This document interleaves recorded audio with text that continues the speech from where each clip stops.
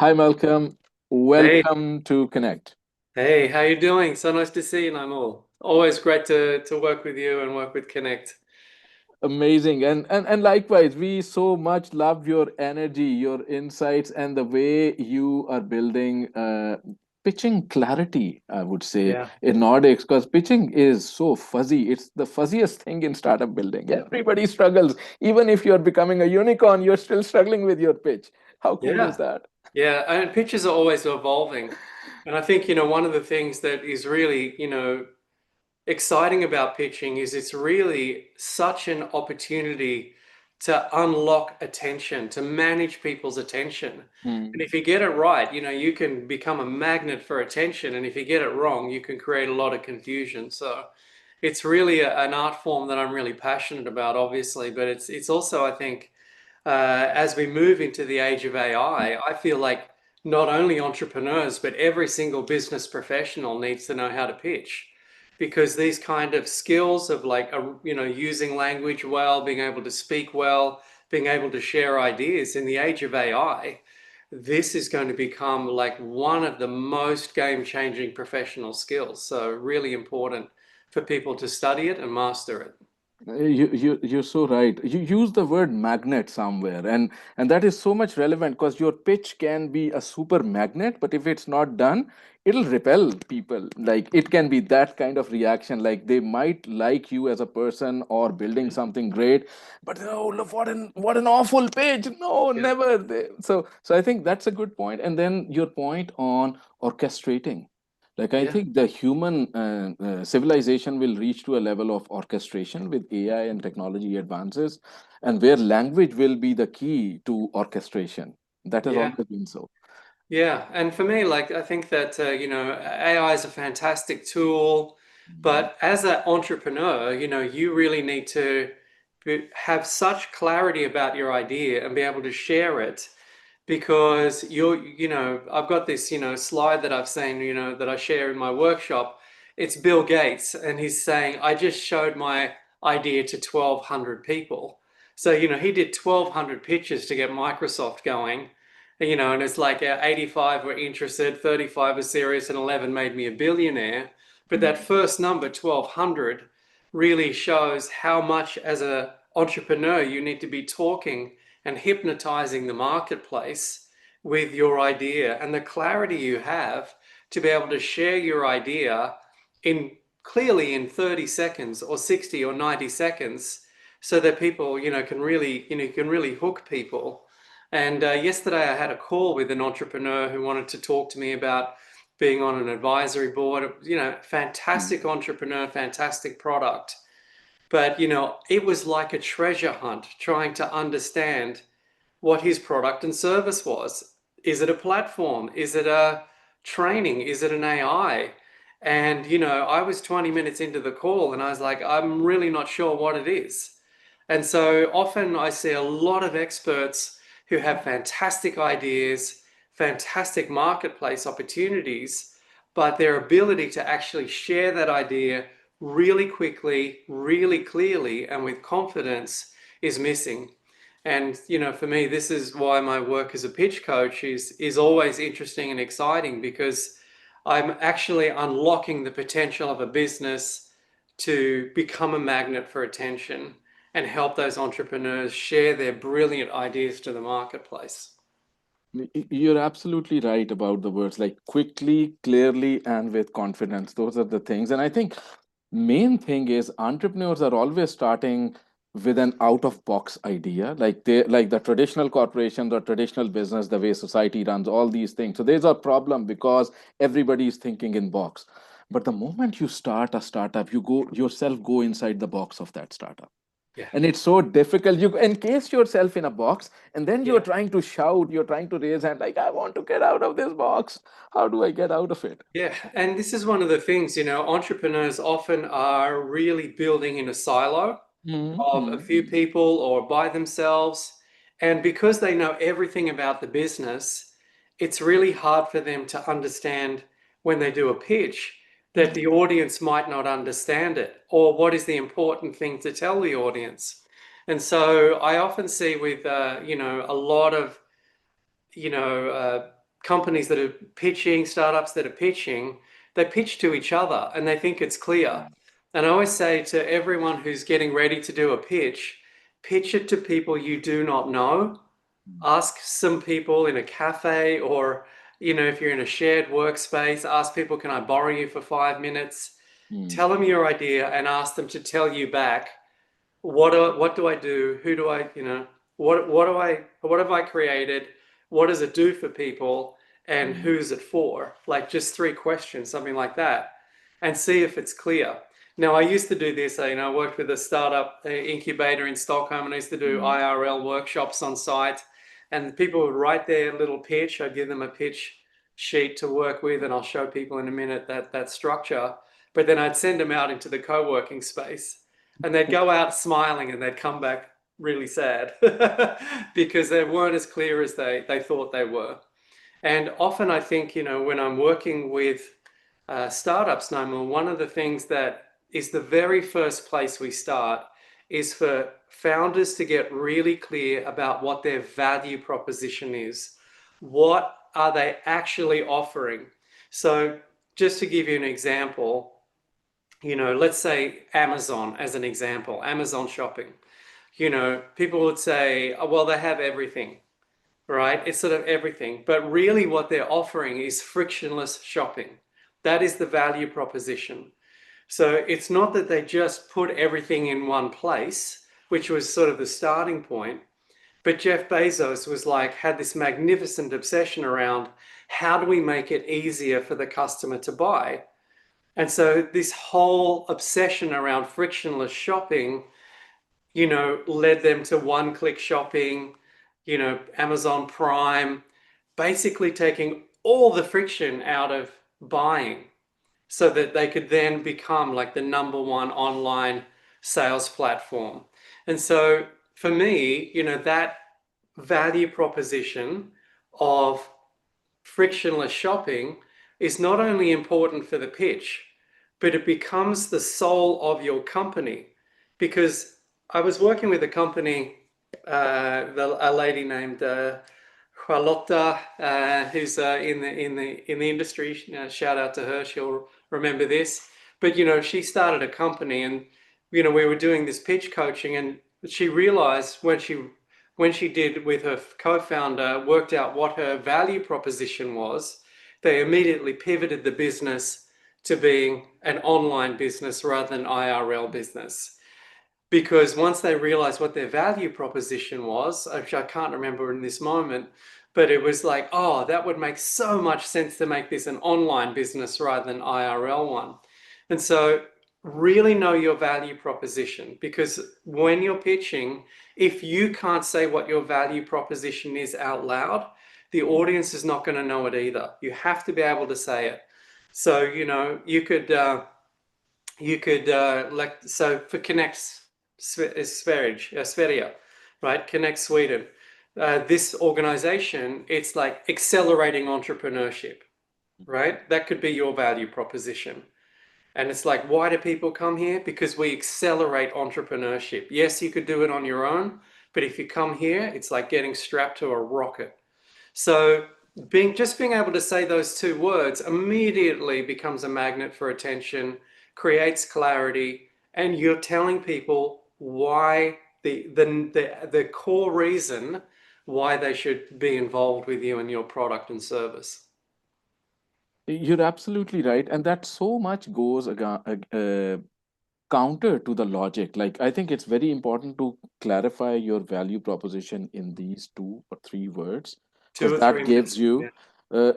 gives you, clarity. Because if you do this, then it's not a challenge to pitch in 1 minute, 3 minutes, 5 Yep. minutes. And if somebody asks you to pitch in 30 minutes, you can still do it in a story format. Absolutely. I think basic thing is, as you're saying, like you create a juice, like you squeeze the orange and create that crunch out here. Yeah. Okay, these are the words which will carry the entire message at any length. Absolutely. And you know, one of the things that when I'm coaching entrepreneurs and they come to me for coaching, is we sit down, we work out what the value proposition is, and then we write what we call a short pitch. I'm going to give you the framework in a minute, but we write a short pitch. You should be able to tell the audience everything they need to know in 60 to 90 seconds from top to bottom. And I usually, I also, when I'm coaching people, when they're getting ready to talk to investors, and it's like, how long do you have? It's like 30 minutes. Okay, but before you do the 30-minute pitch, do a 60-second pitch. Tell them everything you're going to tell them, and then do it again in a longer form. Because if you can give them the whole pitch in 90 seconds as like a framework at the beginning, when you then go into your full pitch, the 30-minute one, they will already understand and have a framework for understanding everything they're hearing and all the details they're hearing. So being able to pitch quickly, concisely, and with confidence is an absolute superpower and competitive advantage. Amazing. I think you're absolutely making the right points for the founders. Founders need I would say they need the pitching superpower.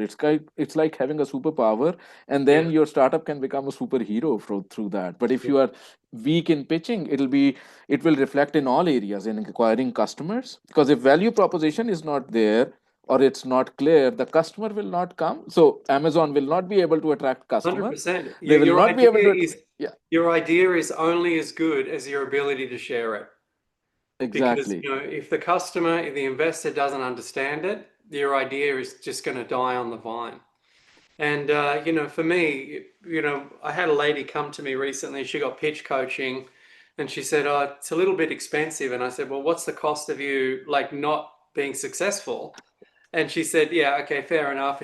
And then like, I think it was about 2 weeks later, she goes, "I just got like 20,000 euros of investment, So it's like, and that was after a year of her trying to get investors and people on board. So that clarity and confidence, really is a really important part of your entrepreneurial and business development journey. And, I just want to share quickly, if you don't mind, I'd like to just share a framework of how to pitch something. Yeah. So the first thing is just understanding that pitching is sharing an idea in a way that allows the listener to understand its value and make them want to take part in what you're offering. So really, the listener has to understand the value, most importantly, much more important than them understanding all the features and bells and whistles of your amazing product and service. They have to know the value for them before you tell them about all the amazing things. But spin pitching spin selling's been around for about 100 years, and I've just adapted it. But if you want to have a really good framework for pitching anything to anybody, this model, which I've created, is really fantastic. So I'd love everyone to take a screenshot of it so that they can keep it in their back pocket. But one of the things is most people start at the level of proposal. They go straight into pitching their idea and why it's a good idea. But what we need to do is to earn the right to give people our idea. And we do that by doing the spin part: situation, problem, implication, need. Because we need to create context if we're going to be able to create a context of understanding if we're actually going to demonstrate value. So we have situation, problem, implication, need. So if I was to just, what is the current situation? What is the problem created by the current situation? What happens if the problem's not solved? And then you get to the need, which is where you drop your value proposition in. So let me just think about Amazon, okay? So imagine Jeff Bezos is trying to get, people in. It's like the current situation is people are buying things online, but, internet shopping is spread out all over the internet. And the problem is for people to go and buy a book and then go and buy a shirt and then go on, it's like an enormous amount of work for them to search for those things. And the implication is the opportunity for online shopping to actually have traction is lost because the effort of shopping online here in 1990 is too painful which is why we need to have a one-stop shop for where people can buy everything quickly and easily, because it's focused on frictionless shopping, which is why we've created, and then we get to the proposal, which is why we've created Amazon.com, a frictionless shopping platform where we have everything from all over the world in one place and people can buy it with one click. The people involved are myself, Jeff Bezos, and my co-founders who are experts in internet and online protocols. And the process is we're taking what is currently our book site and turning it into the world's biggest shopping site. And we'll be doing that over the next 3 years. And with your investment, we'll be able to have more staff, build a bigger platform, go out to other businesses and make them affiliates to us. And, so that's like a quick, pitch for Amazon. But the point I really want to make with this, and please take a screenshot and keep it, is if you don't do the first part, the spin part, and you just jump in with your proposal, it's really hard for people to understand value. So do that storytelling at the beginning, because it will buy you a lot of credibility and interest from the audience. Oh, you're on mute, I think. You're on mute? Yeah, Yes. you are absolutely right. And I think in pitching environments as well, what happens is that we are trying to cram a lot of information into the first contact. So Yeah. the first contact is not about sending an email with the entire startup blueprint, because nobody will read that. Nobody has the Right. time to read that. Yeah. So you need to really, really crystallize that and think of it as a process, as you said. Like, Yeah. okay, the first email, okay, somebody says, good. Can you send me a teaser? So yes, a teaser. Okay, Yeah. can you send me a demo? Can I just have a quick look at it? So okay, there goes that. So I think the process has to be done in a way, and I think we the human how would you say reaction to situations is when you are on unsure territory, you try to pack up everything in a single box. Like if And you one are of in the a other things, and one of the other things, Naimul, is the spin pitch is a logical sequence from big picture down to fine detail. True. So it's sort of a funnel shape in terms of just language and information. It takes people from big picture scenario right down to fine detail of how you'll deliver it. And so one of the things that I think is really important is if you use this as a template, it will take the listener on a logical journey from big picture to fine detail. And this is how the human brain loves to receive information. The sequence is very logical, and it also gives you, and the great thing about this is this template sets you free of having to think about what should I put where, because it actually gives you the exact sequence. It's well proven. It's like this little slides helped raise over $50 million at least, last count. So, it will really, really help people get a lot of clarity, build a lot of traction. And I encourage everybody here, write a short pitch using this framework I've given, maximum 2 sentences per category. See if you can do your whole pitch in 60 to 90 seconds. And it's a great place to start. Amazing. Malcolm, thank you so much for being here and kickstarting the day on such a high note. Wow, what a spin we have put to the day. So there's going to It's be always amazing. great to work with you, and I just want to wish everybody all the best for the rest of the day. Amazing, amazing. Thank you, and continue with your great work in building the Nordic ecosystem. Thank you, Malcolm. All the best. Thank you.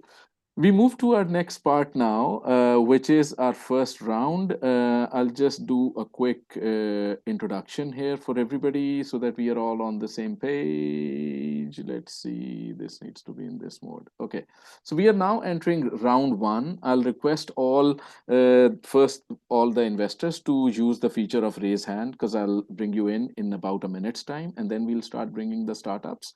This round will run from 9:30 to 11. We'll have 90 minutes with 9 startups. I'm kind of adapting my Nutty Ventures formula where we have a 100-minute, 10 startups and 10 investors match up. So we are kind of experimenting that here today. 90 minutes, 9 startups. Let's see how that goes. We'll have 2 pitching rounds today. Startups will be joining one by one or in small batches on stage. Startups will be pitching for 3 minutes. Each startup will get 3 minutes. We would clap if you pitch in 2 minutes 50 seconds. So we'll be really happy. I'll probably raise this Coca-Cola bottle in honor for any startups that finishes early. So that's the honor from our side. For the jury and the panel, I think it's very important. We have a big panel. That when you're commenting, give short, precise, rapid feedback, not detailed, so the next person can also do the feedback. And when you are giving the feedback or want to give the feedback, even before the pitch is ending, if you think this is a pitch on which you are going to give feedback, raise your hand. It makes it very easy for me to then prioritize feedback from how the hands are raised. So at the bottom of the Zoom bar, you'll find the react button from where you can raise hand, and it makes my life very easy to do that. So we'll now welcome our investors in the room. I'll stop sharing my screen and start onboarding. So this part, this 1 minute part of onboarding, please bear with us in that time. This is the reality of running this for today. Let's see if we can get all our investors in. So we'll start alphabetically, maybe. Let's see. Yeah, Filip is here. And then Henrik, I saw.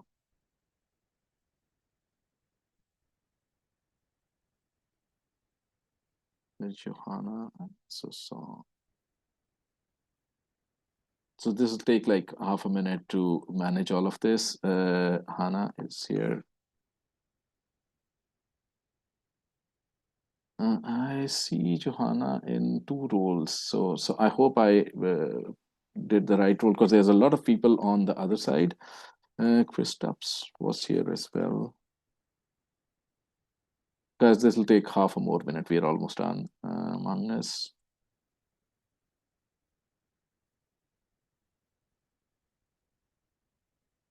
So Magnus from KTH Innovation. Okay, no, Magnus Eriksson.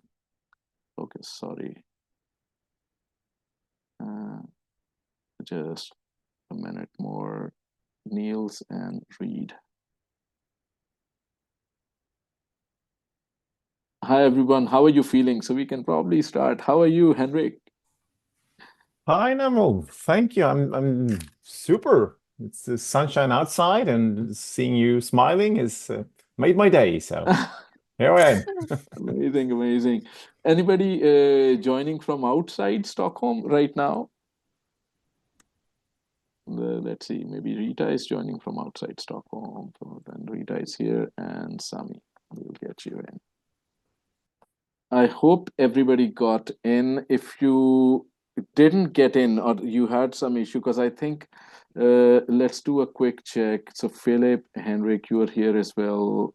Johanna, I think we have an issue. We'll see if we can fix that. Maybe half a minute more, and then we are done. Anna is here. Is here. Nils, Reid, yes, got you, and Rita. Let's see. Okay, just the last minute, and we seem to be good to go. Rita is here.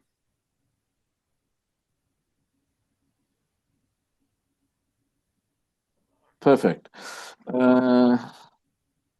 Awesome.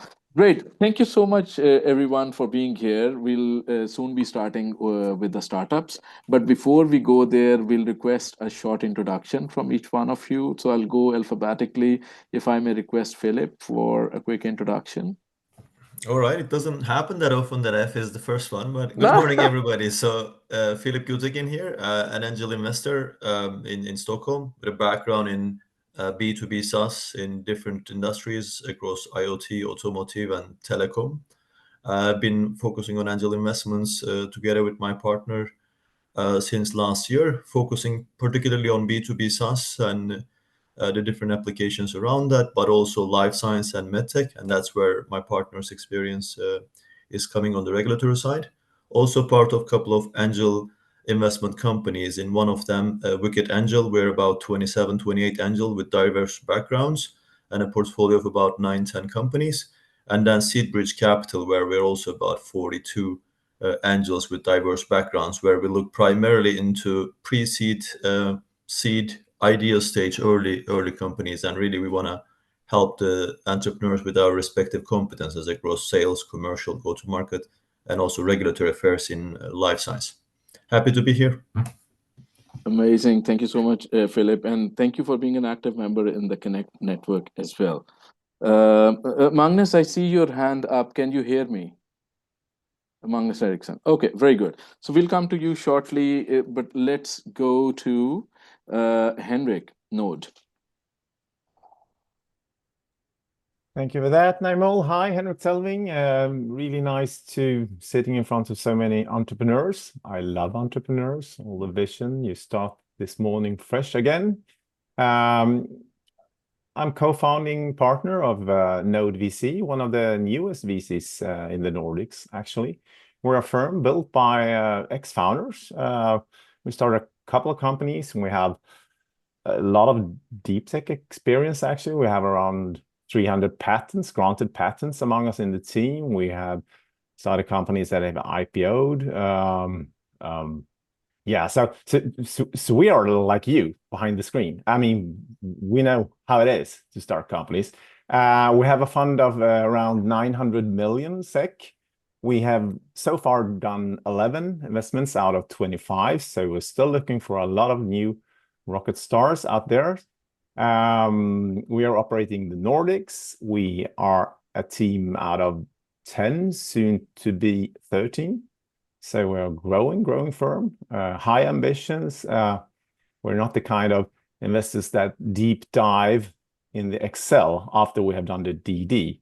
We'd rather be there with you, painting on the whiteboard, helping you with whatever it takes. So yeah, that's us. And I'm also a sales guy. So I used to say to everyone, if no one stops me, I will continue talking. So I think I stopped there, Naimul. Thank you for having me. Amazing to hear that you're hands-on and will do whatever it takes to make things successful. But great to have that kind of feeling. Johanna, you are next, but I think there is some issue in, I don't know, if you can unmute yourself, else, yeah. Oh. Yeah, got it. There we go. Hi, everyone, and thanks, Naimul, for inviting me. Johanna Holmström here at Nordic Node. We are a consultancy helping both companies and investors setting up capital strategies, for example. It's extremely important to know what kind of capital you are raising in the next round, so that you can set up, for example, your cap table will match the investor's appetite, for example. We work with the founders, we work with the board, and we work with part of the cap table as well. So there's synergies around the strategy that is set up. I will also be part of the investor education together with Naimul this autumn, which I'm really looking forward to, setting up some parameters for that right now. I can't wait to come to Stockholm. I'm based in Gothenburg otherwise. I also run another company called Gårdskapital, which is financing to our farmers for a sustainable change in our farming practices, support of the generation shift, and also increased production so that ICA has food on the shelves for us. Which is important. Gårdskapital is a private debt fund, so that is not a startup, it's an emerging fund, which is important to know. Thank you so much for having me. I can't wait to listen to you all, and good to see a few faces that I haven't seen for a while as well. Thank you. Amazing. Thank you, Johanna. And looking forward to our first Investor Day of Education is kicking off on 12th September. So I'll be putting some information here on chat and later on as well. So that's what we are starting with, Johanna. So we have 3 tracks of Investor Education, a foundation course in line with Life Science Invest. Then we have an Investor Accelerator that we have created and validated over the last year. So that we are scaling now. And then the third is this Investor Day that we have. So 3 levels. Amazing. Let's go to Hannah. Morning, everyone. Hey, Morning. I'm Hannah Meiton from Ampli Ventures. Thanks for having me, Naimul, and good to be. I can't see everyone, which is a bit frustrating because typically you want to be like, yeah, hey, all the entrepreneurs and everything. So I'm founding partner of Ampli Ventures. We are a Stockholm-based Nordic software and B2B investor. We invest in, I would say, seed stage for high traction traditional software companies, and then we invest in really early AI native companies. I would say that so my background is I come from sales and heading up marketing in the US and here in Nordic with global companies such as iSettle, Mentimeter, Meltwater, and so on. So we try to really focus on the go-to-market approach, which we feel like there's typically a strong kind of need to get input from that, especially in the early days where you've developed an amazing product, but you're not really sure how to get it in front of customers in the most efficient way. We've invested in 8 companies so far, all across the Nordics.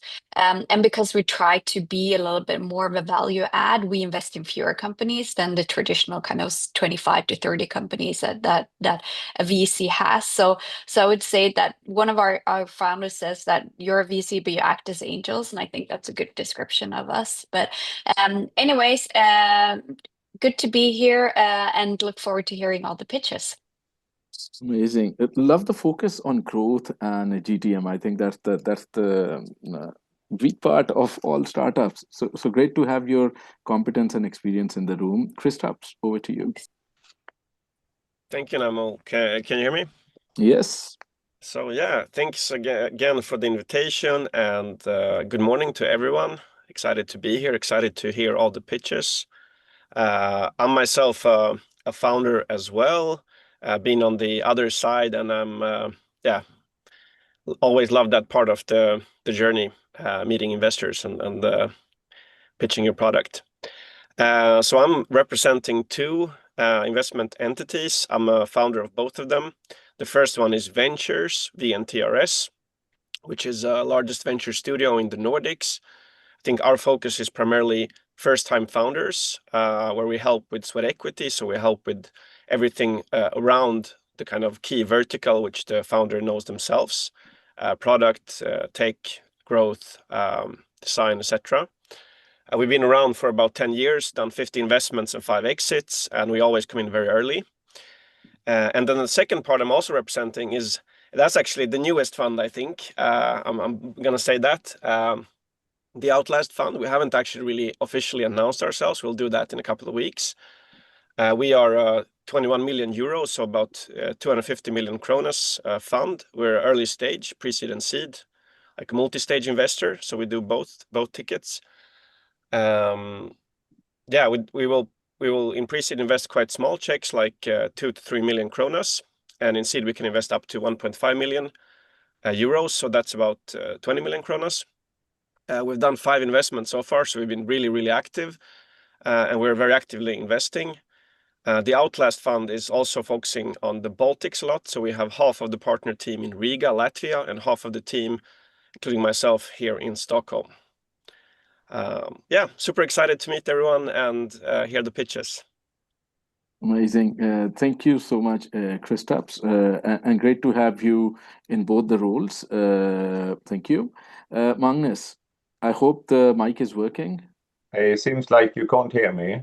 We can hear you now. You can hear. Okay, perfect, Yes. fine. Then I can take down my hand. I'm Magnus Eriksson. I'm with STOAF. That is was previously known as Stockholm Business Angels. We changed to the abbreviation because we are not Stockholm anymore. We are currently running STOAF's 3rd fund, STOAF FIRESIDE. We focus on deep tech and life sciences, early stage. So I am currently on the board of 6 semiconductor companies based in Sweden. We also do life science, including medtech. We have pharma and medtech companies as well, handled by my colleague, who is professor in pharmacology. So we invest in things that we understand, know about, have experience from, and that we can provide significant support and help to the founding team. So that's a short brief. Amazing. Thank you so much, Magnus. Thank you. Great to have your experience here in the room. Nils? Yes, cool. Good morning, everyone. Cool. Yeah, I'm originally from Germany. I came to Sweden to study, but I stayed for love and work. At times they intertwine. And I fell in love with the Swedish startup ecosystem around 5 years ago, and I've been part of the investment team at Antler since 4 years. Antler, for those of you who don't know, is a global early stage VC. We're based in 27 locations worldwide, including New York, San Francisco, London, Tokyo, Singapore, and of course, Stockholm. And we work with founders who are building scalable software early on, year-round, to develop a value proposition, make sure you build groundbreaking companies. And then we also come in as the first investors out of a $100 million USD Nordic fund. We come in as the first investors, but we also continue to follow in later rounds up through Series C, so we can write tickets up to $30 million for companies that are breaking norms. And yeah, I'm really excited about this. Looking forward to hearing the pitches. Amazing. Thank you, Niels. I think Antler is doing such exciting work globally. Like, it's so impressive. Great to have you with us today. Reid, over to you. Hi everyone, I'm Reid here from Luminar Ventures. Originally born in the US, raised in the UK, was a founder at quite a young age, started some different web apps and mobile apps when I was a teenager, and raised my first VC round when I was 19. Lived in Silicon Valley for a couple of years trying to scale up one of these startups, and then went to university in the States as well. Came back to London, but to work for a Nordic fund, which is sort of how I got into the Nordic ecosystem, working in the London office for a Helsinki-based VC fund. And then in 2021, made the move here to Stockholm to join Luminar. So that's a brief background on myself. Luminar was founded by 2 of Sweden's sort of foremost angel investors who had been in companies like Truecaller, Prezi, and around the Spotify journey in the early 2000s. And they set up Luminar really with the idea that there needed to be more dedicated seed funding here in the Nordics. The fund we're on now is our second fund. It's about 750 million Swedish crowns, investing quite generalist in different areas. Although, of course, right now looking for not just AI companies, but companies that are using AI to do more with less. That's really the fundamental idea that we're after at the moment. So yeah, I'll leave it there. Average check size can range from about $500,000 up to about 2 million or so. But generally leading seed rounds. We've now made 17 investments in this fund, and we had about 30 in our first fund. Awesome. Thank you so much, Reid. Great to know about the investment count, the ticket size, and the fund size. Thank you. I think Luminar is doing great work in the Nordic ecosystem. And you are very active. You have been in so many of these sessions that we do. So really love your support that you're giving to the ecosystem. Rita? Yeah, here I am. I think I'm the only one outside of Sweden. So Rita Anson, I'm based in Oslo. I'm representing here Nordic Ignite. That is a small VC fund, angel fund, operating in the Nordics from Iceland, investing in Norway, Sweden, Finland, Denmark. We have been operating in the last almost 3 years and invested so far in 9 cases, actively seeking for our first investment in Denmark. So next week we are going to be in Tech Barbecue. So I hope to see some of you perhaps there, and also to share some deal flow from the Danish ecosystem. So we typically invest in very early stage. Our maximum ticket is 250k euro, but we have invested also small tickets in some companies. We are sector agnostic. but we prioritize sustainability and gender equality in our investments. That means that we try always to invest only if there is at least one female in the funding team or in the management team. Beside that, I think I'm here cooperating with ConnectVest also because I'm the Secretary General at NorBAN, and as Naimul is also part of SWEBAN, we have some links there. I serve as a board member in the European Business Angel Association, and I'm also the co-founder of Women Investors Network Norway. So this is a little bit about me, and so looking forward to listen to all these speeches and to find amazing cases to invest in. Amazing. Rita, love your energy and love your ecosystem spread. We are actually collaborating and doing a North Atlantic Angel Investor Summit in Oslo Innovation Week together. So I'll be there, and NorBAN will be there, SWEBAN and Connect are there. So I think it'll be great forum to kind of build these Nordic collaborations among angel investors. Exactly. But great to have your experience, Sami. Thank you, Naimul, and nice to see you again. Well, Sami Vikback, I'm the founder of 8 Media Ventures. We are a fund that operates through the Media for Equity model. We do that in Sweden and in Finland. We help companies to build their brand awareness and also actually gaining more traction and revenue. So that's what we do by using premium reach media to support your growth. And we have done like plus 10 investments. Usually our ticket size is between 0.5 million to 2 million euros. Especially we are focusing on D2C. Because of the media that we have. And as always, I would like to give a small short advice to all the companies pitching. Think of it sounds simple, but try to think if you were sitting in our seat instead. So you were sitting on the investor side. What would you like to hear to be interesting to actually take the second meeting? And maybe also keep in mind that would be the first time you hear about your company and your vision. So that would make, if you have that in mind, maybe, because I know as a founder, you want to tell everything, but please think about the other side, and that gives you a super help to get the next meeting, because that's the purpose of this session, I think. Thank you so much, Sami. We love the tips and nuggets that are coming from you. And it was so cool going on LinkedIn today. 2 of your startups, which have also, so you are part of Connect, they have been part of Connect, and now they are collaborating. So like it's a mini ecosystem that has happened right after summers. So great to have your energy in the room as well. Let's get this started. So startups, if you guys can raise hands, we already have a startup order of pitching now. So I'll put this here. Again, this will take around a minute. And as I explained, this will be a 3+3 session, 3 minutes pitch and 3 minutes feedback. And then if you have a minute left over, we can do, let's see how that goes.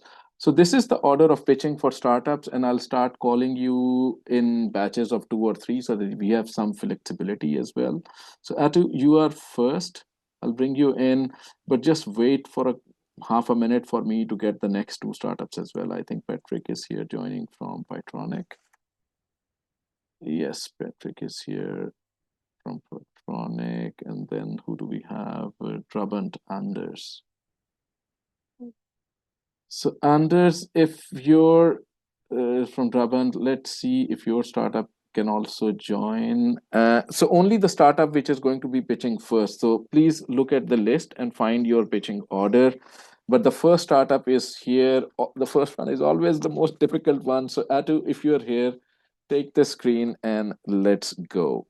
3+3 minutes rule. I'll just write it here as well. 3-minute pitch plus 3-minute feedback plus 1-minute buffer. Switch over. Let's see. Atu, can you hear us? I'll just do a quick call again.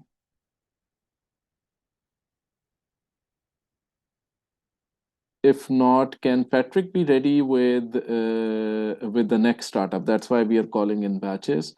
So Atu, we will probably take you in a minute. I think there is some crossover, although we practiced it last night. Patrick, can you be the first one? Sure, absolutely. Amazing. Then let's go with you.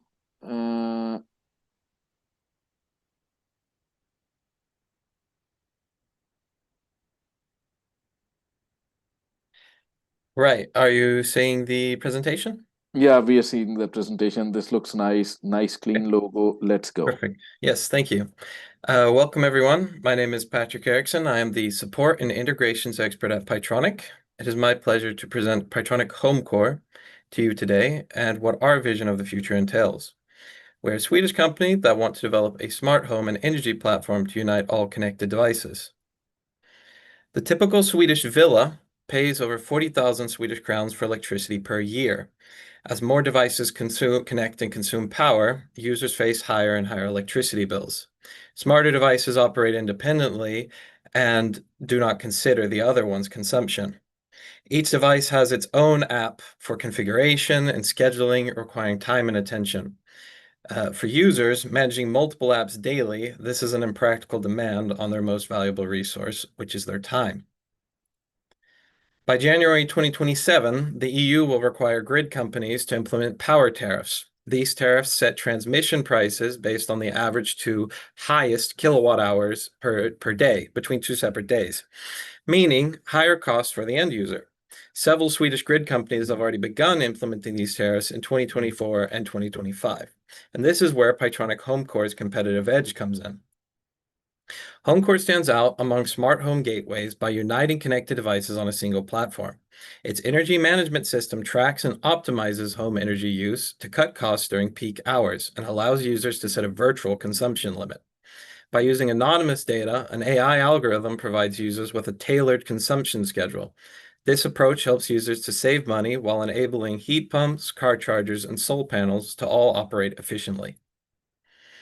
Home electronics usually only cost money, but HomeCore is a product that saves it. An average Swedish home pays 40,000 crowns in electricity costs, and HomeCore can save up to 20% on them. And we're also on the move. We've currently already established a partnership with Schneider Electric, and we've received grants from the Smart Built Environment. We've also launched our first successful pilot. Our primary market is Sweden's 2.5 million houses, and our growth market is into Europe, which has a total of 135 million. Our business model consists of selling hardware and then offering subscription services after the installation to the end user. Our team currently consists of 8 members with different backgrounds covering electrical installation, product building, business and finance, and legal counsel. The funding we're currently looking for is 1 million euros. These funds will be used for product certification, marketing, and launching in Sweden, setting up production, growing a grassroots connection with 100 electricians, and integrating devices that are critical to HomeCore. Thank you all for listening to my presentation. If you would like to contact us directly, you can reach our CEO, Hampus, via phone or email, as seen here. Thank you so much. That was almost 3 minutes. We can take some feedback now. Let's start with Sami and then Kristaps. Thank you, Patrick, for a very good presentation. I like the flow and you were crisp and clear. What I was lacking was a description of the competitive landscape. I would like to look into that and hear a little bit more about that in this presentation. Thank you. Yeah. Thank you. Thank you so much. Kristaps. Thank you. Yeah, I agree. Good pitch. I also actually agree with the previous comment around the competitive landscape. I'm hooked myself on Tibber. My wife hates me. I'm trying to save 2 kronas to do the laundry in the night instead. But one thing I've actually been missing is the ability to kind of optimize, also taking into account the grid effect output, which Tibber, for example, can't. So I would also be very curious to understand more about how you integrate into the other solutions and the competitive landscape. Thank you. Thank you so much. Filip, over to you. Hi, Patrick. Nice to actually see you again. It's been a Yes. while. But one of the Yes. things, try to use some more visuals in your slide, right? When you look into the problem statement, team, etc., there was a lot of text. If you just summarize that with just some punchlines and some visuals, it's much easier. Tell us a little bit how you're going to get your customers, a little bit more about, you mentioned about your target, like homes, this is your target, but how are you going to actually execute? How will you acquire the customers? A little bit more on that will be nice. And one thing also that I will say, like, it looked like you were mentioning something like you're saving around 4,000 to 6,000 crowns or something like that for the users, but then it will also cost, like, was it around 200, 2,000 a year plus a device? So the business case for the customers, it was, again, I didn't calculate, but I would make that a little bit more obvious, the value they are getting. Thank you so much, Filip. Magnus? Yes, I was in this field in the end of 1990s, one of the early pioneers in smart homes. I had 45 houses up and running in Walnut Creek, 45 minutes east of San Francisco. It was technical success, but it was a market failure. So we didn't manage to go to market. So what I would like to see here is how will you sell it? And what is your revenue projection? And then I also fully agree with the previous comments there. And ROI would be good as well. Thank you so much, Magnus. If anybody is struggling with raising hand, Zoom is always struggling with their user interface. So you need to go to the bottom bar and there is a heart over there with React button. Maybe that is because I have that version of Zoom in front of me. When you click on the heart, you will see the button, sub button, raise hand, and maybe a Subway sandwich after that. We're just saying that. But Reid, over to you. Yeah, thank you for a good pitch, Patrick. I should probably qualify this by saying that we are investors in Greenly, which of course is tangentially doing something relatively similar. The one really important feedback I would say on this is to have much more detail around your go-to-market strategy. Greenly, who have been very successful, are on an amazing journey. Have had to try a lot of different things to acquire customers, from partnerships with telcos to direct marketing to working with battery and electricity companies. So you have to sort of come up with a few different strategies and figure out what might be the best approach, but definitely having that front and center in the deck, because I suspect that's what some of this money will be used for. I think is quite critical to have that in the pitch. Awesome. Thank you. That was a very strong round of feedback and a great first page, right on spot, target. Thank you. You missed some things, but that's okay. Yeah. And we move on to our next startup. Thank you, Pytronic. Let's go to Drabant. If you can open your screen. And hi, Anders. Amazing to have you here. And if you can put it in share, like the screen, what do you call it? Full screen mode. And if you can also say something, we can't hear you yet or see you yet. So you need to turn on your video and so you'll get a prompt from me now.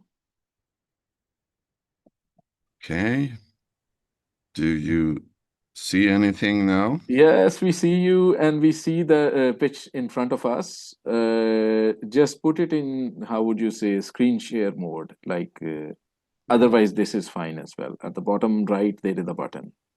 Yeah, yes, there we have it. There, now we are getting somewhere, as I can see, and there we are. So, I'm Anders Örtendahl i Sveen. I'm founder of the Drabant. Drabant is a word for bodyguard for the king. And Drabant has a history back to Gustav. Sorry, Anders, maybe you can put it back because this is your notes slide we are seeing. Maybe there is something we don't need to see. Yeah, absolutely. So maybe you can press escape and go back to the previous view of scene. Yes. Okay. Now share again, please. Share again. We're technical things are not easy. Don't get up that bar. That bar that comes. Nu kom det något. Is it better? Is that one better? No, we don't see anything now. Okay.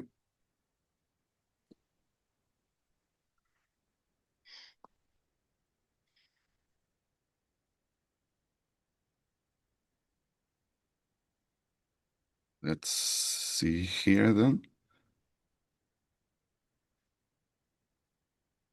And I don't get that bar. Okay, very good. Maybe you can rejoin Zoom. We can go to the next startup for now. Yes, please. Gustav, can we go with you? And then I'll put the next list of next startups. So there are 2 startups which are having trouble right now. Typically don't have that. Yes, I can go now if you want. Yeah.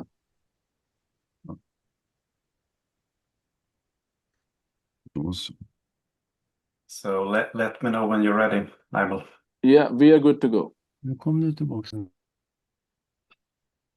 Yes, all right. So hello everyone. My name is Gustav. I am one of the founders of ML. And this is a utility terrain vehicle, or UTV as it's called. And whenever there's work being done somewhere outside, there's usually a UTV somewhere to be found in the background. Because this is a hugely versatile vehicle that can be used for almost any use case, such as military, agriculture, construction, and hunting, just to name a few.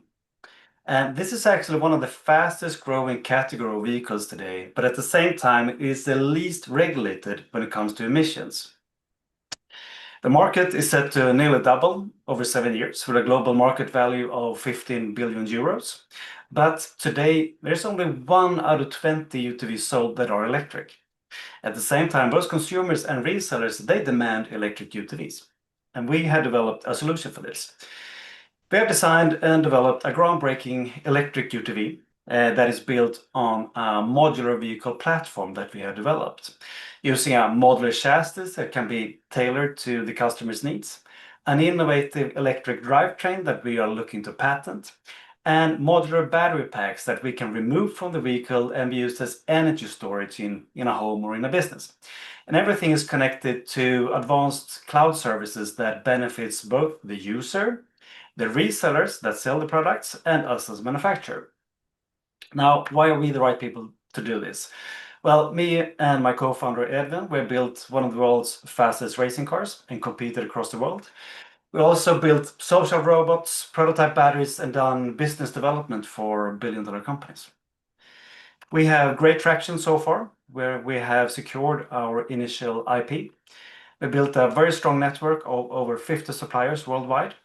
And we have developed a full-scale prototype vehicle that we already have in testing and have already driven up a big ski slope. So it's very powerful already today. And we also have strong interest from dealers all across Sweden. And we expect to have a production model on the market in 2 weeks' time. Looking at the competition, there are only 2 electric UTVs on the European market. And it's safe to say that it's built on old technology. Whereas our modular platform, we can cover more use cases than any competitor, plus that we built for autonomous use and AI integration already from the start. We're looking for 500,000 euros today in a pre-seed round, and that will take our product closer to our production specification. We're going to submit our initial patents and sign our first letter of intent with some big resellers. Thank you for your time and hope that you will be joining us on the ride. Amazing. Thank you so much, Gustav. So the first Coca-Cola signature is yours. You finished within 3 minutes. Thank you. But let's go with Nils. Let's start the feedback round. Yeah, thanks for the pitch. Interesting. I think it's interesting that you approach a modular chassis approach. Then some feedback points. I think I didn't really understand the need for a cloud service for the end customer. So I think they could have we could have focused the time on sort of not mentioned, sort of focusing on that. Then also if the market is growing very fast, it would have been interesting to hear why established producers are not throwing themselves at this or the devs teams at this, and why you will win even if they did. And then finally, would have been interesting to hear a bit more about the price point and whether this falls under the luxury segment in this category or whether this is positioned in a cheaper segment. So if it were more affordable, and what the unit economics around this would look like, especially if this is hardware focused. Yep. So the cloud service. Thank you. No. So I think take that as a feedback. We don't have time for that. So, but this is being recorded. You can review it later. Reid. Thanks, Kristaps. Really appreciate this. And no, just wanted to say, a few years ago, I knew very, very little about this space. But the last few years, actually now my fiance, her family run a fairly large farm down in Sörmland. So I spent quite a lot of time down there and I've learned a lot about the space. And something that really actually shocked me was how much companies like John Deere actually work with their customer base to sort of prevent churn. They send them free products. They give them extended warranties that last a very long time. They really try to do a lot of hand-holding with some of their most important customers around the world. And so I would have loved to learn more a bit about how you would kind of break into that, right? How you would be able to win some of those customers that already are quite locked into these very large vendors. So what the go-to-market strategy really looks like, and how you're able to kind of break the, I don't know if it's a monopoly or oligopoly of these large providers, but obviously, you know, it has been done in the automotive space. Perhaps it's doable here. But yeah, I would have loved to hear more detail on that. Thank you. We have 1 more minute to go, Johanna, and maybe one more comment. Thank you so much, Gustav. Great technology. So I work with agriculture as well. Our farmers will absolutely love this, for sure. What I agree with Reid there, go-to-market strategy and who are you selling to or via? So a sales strategy would be really, really good to see. Love to connect on LinkedIn and continue discussions elsewhere. Thank you. Thank you. Henrik, quick one. Yes, hi Gustav. Hi again, I should say. Since I met you, I've also been in the garage, tried out the vehicle, touched it. It's super quality. So I maybe hire me for doing the sales. Now I can only concur to the other comments. Focus a little bit more on how you will win the market, pricing point, the unique seller.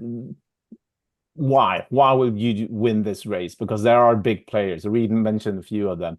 So that I will focus on. Also, I would emphasize your team, your background a little bit more, because you are stellar. You have done so much great things. So yeah, you know that we're following you closely. So I love what you're doing. So great presentation, by the way. Thank you. Thank you. In interest of time, we'll move to the next startup because we are 7 minutes on this startup. So I'll request now, Etu, you're back. Thank you, Gustav. I love the product and I completely agree with Henrik. Superstars need to present themselves as superheroes and then the startup becomes so. Thank you. Let's go, Etu. Yeah. Sure. You can hear me well, I hope. Yes, we can hear you. Perfect. Let me switch screen. Full screen. And here we go. All right. Thank you. Today, 250,000 fatal accidents occur on two-wheelers every year. And in addition, millions of minor and severe accidents take place where drivers get scarred for life. 45% of these accidents, they occur in a corner on rural roads, and 50% of the accidents occur at nighttime. Why? Drivers today, they experience a blind spot when taking corners, making it unable to see potential hazards ahead, as we can see on the left side. And that's because the beam pattern does not follow the vehicle's movements. All-Light's adaptive lighting technology illuminates this dark void by using advanced sensor technology. And on the right side, we can see our fully functional beta version of the technology following the vehicle movements, fast and responsive, and safely illuminating the driver's lane. We have today 8 granted patents around the world, and we have since before carried out a freedom to operate analysis. Within the new production, meaning OEM, we intend to license the technology to OEM suppliers. With 70 million new vehicles being registered every year, we estimate that our initial achievable market is worth 100 million euros in annual license revenue fees. Looking at the aftermarket, we intend to sell retrofit products via e-commerce and distributors. Today, there are 600 million vehicles in use worldwide, and with the first product that we're launching early next year, we can initially reach 36 million applicable vehicles. In the future, we also see synergies and applicable markets such as watercrafts, meaning boats and jet skis. Our competition focuses on high-end segment with costly solutions that require a relatively large physical footprint inside the vehicle. We are targeting the mid-segment, which accounts for 40% of the total market volume, meaning this is a lucrative business opportunity for us while also making an impact in global road safety. Today, we have a number of established customer dialogues to take the products out to the market. Two of the most exciting dialogues we have are with Daytona, a global distributor in the aftermarket field, as well as Benelli, a major Italian OEM brand. My name is Otto Kanen. I'm a two-time founder and the CEO of Alllight. I got a master in entrepreneurship, but also an ongoing executive master in business administration. I'm joined by my co-founder and CTO, Meiton, who is the innovator behind the technology and also a certified motorcycle technician.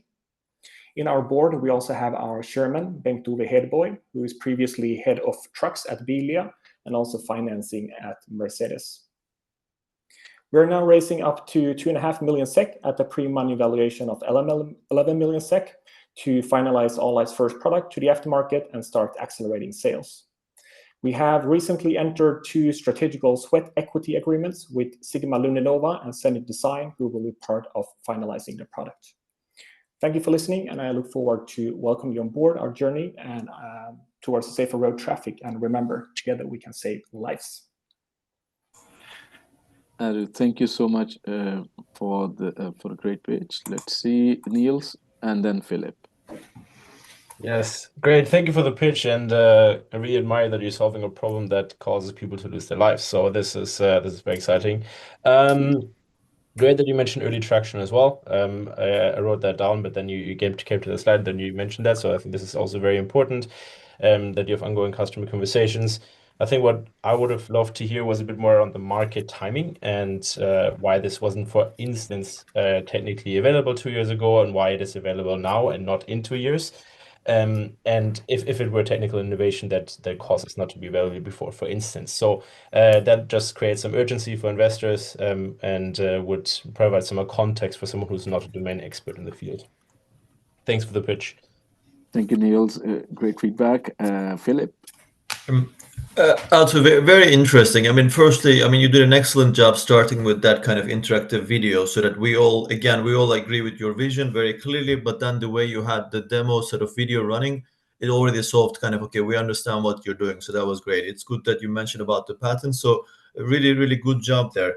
Having worked in the automotive side of things a little bit, there's a few things that you should probably highlight in some cases. One is, for example, you mentioned you're going to go both to licensing side, which is actually, it makes it easier because if you wanted to go into the OEMs, that's a very long and lengthy cycle. But the aftermarket and the sales side of it is not necessarily an easy thing. So you should tell a little bit more about, let's say, your execution and how you will scale over time. You didn't mention too much about the business model, right? How will you get paid? Like when you got a license. So just tell us a little bit more specifically with the numbers, if you can, on the business model, how much per item and how the licensing structure will look like, and how do you forecast your revenue a little bit? Just make that a little bit clear. And also tell a little bit about the team and basically how did this idea come with the team as well a little bit. So there's kind of a connection to the idea and the team as well. Got it. Thanks. Thank you so much.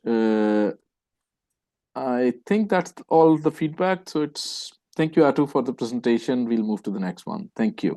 Thanks. And my request will be, Anna, if you are here, we can go with my flow. I'm here. Thank you. There we go. So a quick introduction, a quick background. So maybe I skipped that. So Connect works in a vertical agnostic format. So the startups that you're seeing typically are raising their first or are somewhere on the way of raising the first round. So that's very important to know. And then we are vertical agnostic, and we are equally open to having startups which are coming through accelerator routes or from directly. So startup doesn't need to be, but they go through our processes. Just so that you know, we are quite broad in our startup reach. Let's go. My flow. Yes, does everything look all right for you? Yep. Thank you. MyFlow, the complete toolbox for solopreneur and small teams. I'm Anna Forsberg, co-founder of MyFlow. The solopreneurs, we are solving a growing problem with a growing audience. Solopreneurs, they struggle with digitization. They feel like it's Mount Everest, and they want one simple place to manage their business. There's when MyFlow comes in. More than 90% of solopreneurs, they are have no or moderate digital infrastructure, so they are at the risk of losing time, customer, and revenue. They have a daily struggle with digitization within lead flow, workflow, and deal flow, and they must keep up with the buying behavior of today, otherwise they are out of business. MyFlow creates lead flow. Our tech makes it super simple to find leads. Workflow have relevant conversation with leads and existing customers. Deal flow, close more deals when using buying signals and insights from AI reports. MyFlow is an all-in-one SaaS software. It's everything you need from building a website, selling a course, generating leads, to signing contracts and getting paid. In total, 16 functionalities in one login. So the competitive landscapes consist of fragmented alternatives, and some peers I could mention is Kajabi and Honeybook. We have now more than 2,000 registered companies. We offer, as you can see, an all-in-one software both for newcomers and seasonal pros that have everything. So we give them everything they need to manage and grow their business. We have a monthly or yearly subscription, and we're growing fast with the business partner program. MyFlow is completely built in-house for seamless use and with proven technologies. We have a patent pending and 3 more to be filed this year. This is a rapidly growing market with low digitization, which presents an exciting opportunity.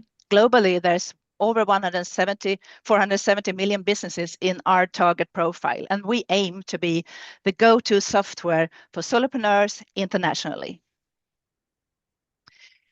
MyFlow has a fantastic team. We are bootstrapped and running this company at a really low cost, but you will find tech nerds, sales ninjas, marketing pros, and a human support that is faster than a double espresso. We are now opening a limited round to bring in a few strategic investors. If you see the value of solving the chaos of running a micro business and want to be a part of a product-led SaaS with real traction and clear exit strategy, we love to talk, and I have so much more to tell you. MyFlow, the all-in-one SaaS solution for solopreneurs, and thank you for listening. I'm Anna Forsberg from MyFlow. Anna, thank you so much for your presentation. We'll start with Magnus. Yeah, thanks for a great presentation. I think it would be good to know a little bit about your revenue projection, since you mentioned the number of registered users and you mentioned the revenue per client per year, and so those things, how those would connect would be great to understand. Okay, Hannah. Yeah, thanks for a good pitch. I mean, a few things.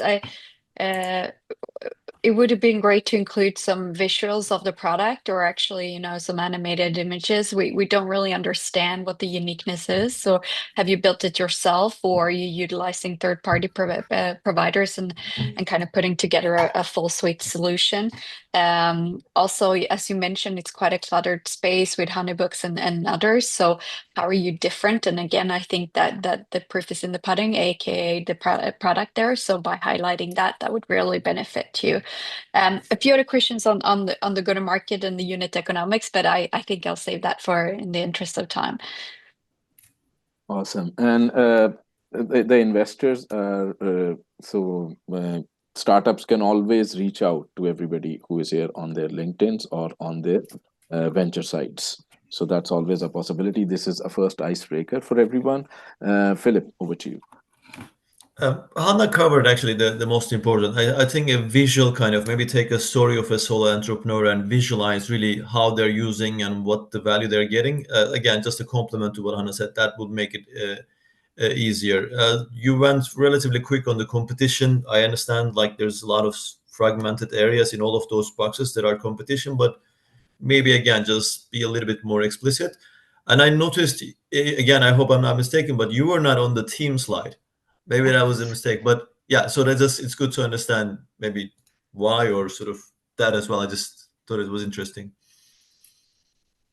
Okay, thank you. Henrik, maybe quick one? Really quick one. Since you have 2,000 customers, impressive, great start. I would have like 2 or 3 quotes and maybe logos from a few of them if you have some well-known customers. That always gets our eyes open. So that I should do. Thanks, otherwise. Thank you so much. We'll go next with Drabant. Thank you, Anna. MyFlow. We'll go with our next startup now. Drabant, let's hope we can have you back on screen. Yeah, this is good. Maybe we run it like this rather than putting in full screen. This is big enough, I think, for seeing. Now, is it okay with mentors as well, investors? Okay, so you put it in another mode. Let's see.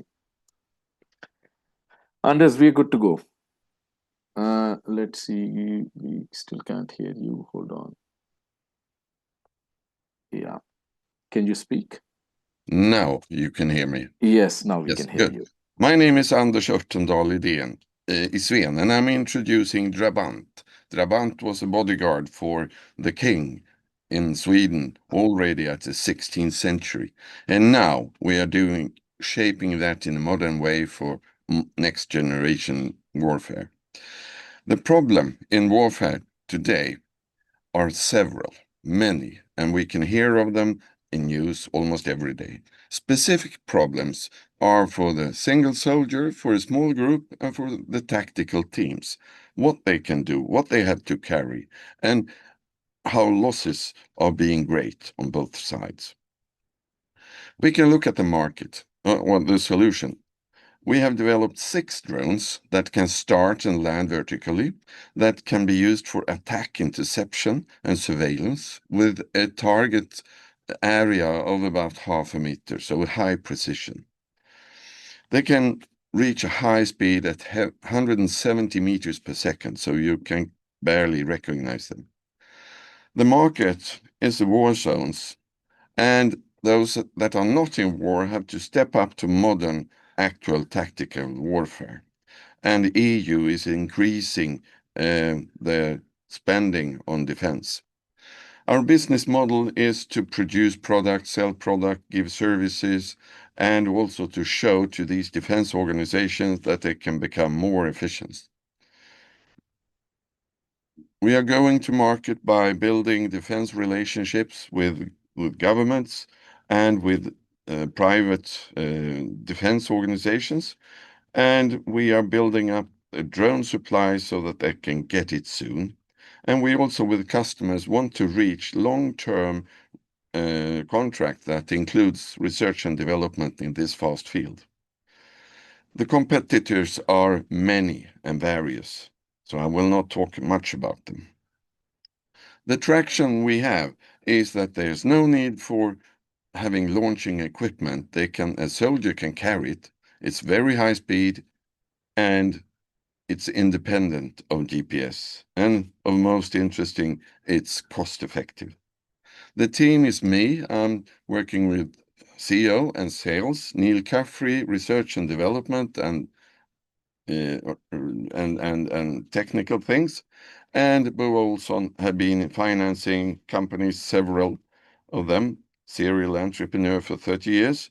And we want to reach milestones. And the most important is to receive letters of intention from defense organizations. And we already got interest from at least 3 countries. The funding we're seeking now is 450,000 euros to be used in this way. And marketing and sales in the defense sector is typically very expensive. Thank you very much. Thank you, Anders. Great that we got that to fix, but good pitch. Let's have some feedback. We start with Sami, then Magnus, then Reid. Thank you, Anders. To say that there's a lot of competition and that's why I don't want to talk about it, it's a big no-no. Because it's exactly why you should actually talk about the competition, because there is competition. Okay, that's one thing. And then, of course, I would like to understand more also about your connections into the industry, because it feels like that's an important part as well. Thank you. Thank you so much. Magnus? Yes, like you're connecting to the competition as well. Maybe not understanding, presenting all the competition, but I would like to see what is your competitive advantage without needing to mention all the others. But why are you better and why will you outcompete all the others out there? Thanks. Thank you so much. Reid? Yeah, I think Magnus hit the nail on the head there. I think you need to really make it clear why Trabant is better than the alternatives in the market. So I think that's sort of number one. But then, you know, on the back of that, a lot more specificity around the go-to-market is really important in this space. I think those of us who have studied this over the last 12 months, sort of how to get into defense tech and how to sell into DoDs around the world, have learned how fragmented, how difficult, and how relationship driven it is. And so, you know, love to understand sort of who on the team has what relationships and how that will help you open the doors to different ministries of defense around the Western world. So I would say that in this space is probably more critical than anything else, at least to me. Thank you so much. Let's see, who did we have next? Filip, yes. I still need I would also highlight, like, if you have any IP here, right? You talked about, again, maybe going with the differentiator. So if there is any IP, I mean, I agree with all the comments around the go-to-market, but what I'm also curious, like, you're after 450,000 euro, but this looks like, let's say, if you're growing, how will you produce? I mean, how does the production look like, and how will you scale that? And in a way, again, give us an idea of what's the long-term plan here. How do you scale? Where do you produce these things? And a little bit around that kind of. Thank you so much. I think that concludes. Any further comments from anybody? We still have half a minute for the startup. And if there are none, we'll move to our next startup. Thank you, Trabant, for your presentation. We'll now move to a quick check here. There are like a couple of startups are having trouble joining in.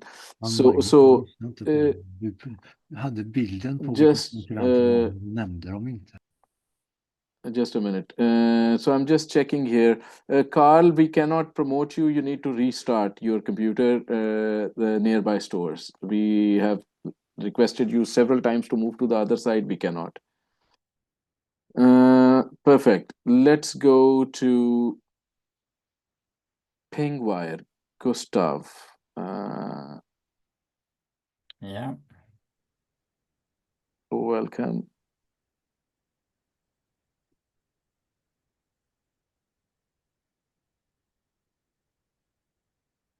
Hello, everybody. My name is Gustav. I'm the CEO and co-founder of Pingwire. We help banks and payment companies to prevent financial crime without slowing down. As you probably know, financial crime prevention is an iron-hot concern across the globe. All the wars and organizational crime going on, usually it's the financing that is the root cause. And all the regulators are cracking down on this matter, of course. For banks and payment companies, they struggle to be compliant with financial crime regulations, and that is due to ever-evolving regulatory frameworks, which has resulted in them having several different solutions to comply with all of this. So they have all their data related to the clients usually spread across different platforms, and that makes it nearly impossible to get a comprehensive overview of your money laundering risk. We are solving this problem by a novel data model that very easy collects and sort out all relevant information to assess the risk. It's customer data, transaction data, compliance data, all kinds of data you may need to assess the risk in your relationship. We provide this in an operational software for the first line of defense, the AML officers, and they reap the benefits of assessing risk at speed and scale. As of today, we support about 110 million transactions. We have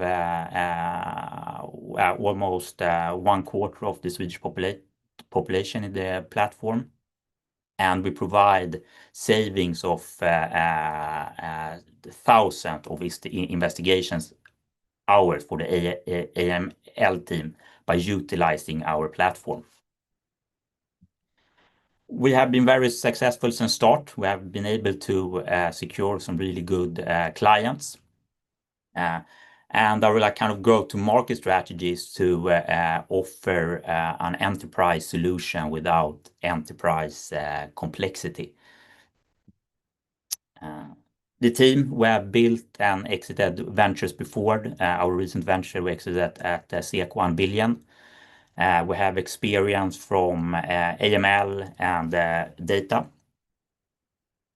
So now we're raising 20 million at a pre-money 80 million valuation to continue to grow our revenue and scale the company further.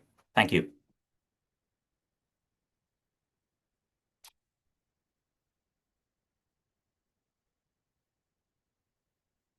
Naimul, you're on mute. I'm sorry, I'm doing simultaneous chat management and all, but thank you for the presentation. Reid, let's start with you. Yeah, thanks for a great presentation. I should say, in my last firm, I invested in a company called Passport, which was selling AML automation to banks. And I think one of the really critical things here is to talk about how you have won the customers that you have today. Obviously, everybody who's invested around this space knows the complexity of selling to banks and working with them. So, you know, being able to really illustrate how you've done that, where the sales cycle is today in terms of the time it takes, the number of touch points, and what kind of work you've done so far to automate that, reduce that, make it faster, and have a faster time to value. So I think really it's impressive that you have some early traction. Talk about it in a little bit more detail so that we can see how a playbook might form around that and what we could actually invest in to scale it a bit broader. Very good points. Hannah? Yeah, I agree with Reid. I mean, really valid points. I think, yeah, I would also like to see how your product fits into the banks and financial services ecosystem and the tech stack. Really understanding how you're getting in how you're integrating your solution into that one. On the go-to-market, like it takes a really long time selling into banks, just like Reid said as well. Just really trying to get some kind of insight to how has the lead times been so far. And I think that you're underselling the team because if I'm making assumptions, I think if you've built this product and you managed to sell it to the logos that you have on the screen, your team probably has a big network and a lot of insight that is a lot more attractive that it came about. So. Very good points, Hannah. Filip, quick one. It would be good. I mean, again, Anna, I mentioned as well, like you have the traction and really sort of great team that builds credibility, and you should share a little bit more on those tractions, right? From the customers, what's the revenue? How does that been, right? Again, apologies, I missed maybe sort of like how long you've been in operation, but give us some numbers in terms of revenue was this much, and now like this is how it grew in the last 2 years, and how do you get paid, so we understand a little bit specifically how you're actually earning money as well. So just put some more numbers and facts there. Thank you so much, Filip. That concludes it for this startup Pingwire. Thank you so much for being here. Thank you. Awesome. Yes, Thomas Welbert, feedback to startup from international audience. I suggest to present financials in euros. Great point. We try to build that in most of our internal sessions. I think we should have a standardized currency presentation. Great. Let's move to Elin, Sakura. We have 3 startups more. And for startups, if you move to the other side, please come back on stage before we conclude this session around 10:58 or so. We'll take a group picture, whoever wants to be in a group picture. Sakura, you are good to go. Thank you. All right. Hello, everyone. In 2024, sick leave costs amounted to 200 billion euros, which equates to 1.4% of the EU's GDP. In Sweden, 11% of the population eat antidepressants. This means that the current emotional health solutions on the market do not meet the extent of the market's needs. My name is Elin. I am the CEO and founder of Sakura, a mission that was founded in 2022 from my own personal suffering as a young woman, pushing me to understand that at the end of the day, the most important thing to a human being is how we feel on the inside. Sakura is an on-demand hybrid marketplace for diverse resources in emotional health for individuals and companies, with the initial focus on online sessions via external providers, driven by AI to match an individual's experience with a broad library of therapy forms. The user journey for an individual and an employee is similar. The only difference is that when an employee is onboarded via a company, they are grouped under the company's organization number and have access to a few key features such as wellness program integration with automated reports, flexible payment solutions, company-supported resources, and group-level backend statistics. Our business model consists of a commission per booking and a monthly user subscription from companies. There are a few key factors that make Sakura stand out from competitors. We offer a much broader, tested, and research-based therapy method range. Our focus is preventative, driven by individual health, and while many other wellness program-oriented company solutions focus heavily on physical health, we aim to occupy the market of emotional health, which accounts for a majority of sick leaves today. The global market for digital health was worth 226.3 billion euro in 2023 and is expected to grow at an annual rate of 21.9% the coming 5 years.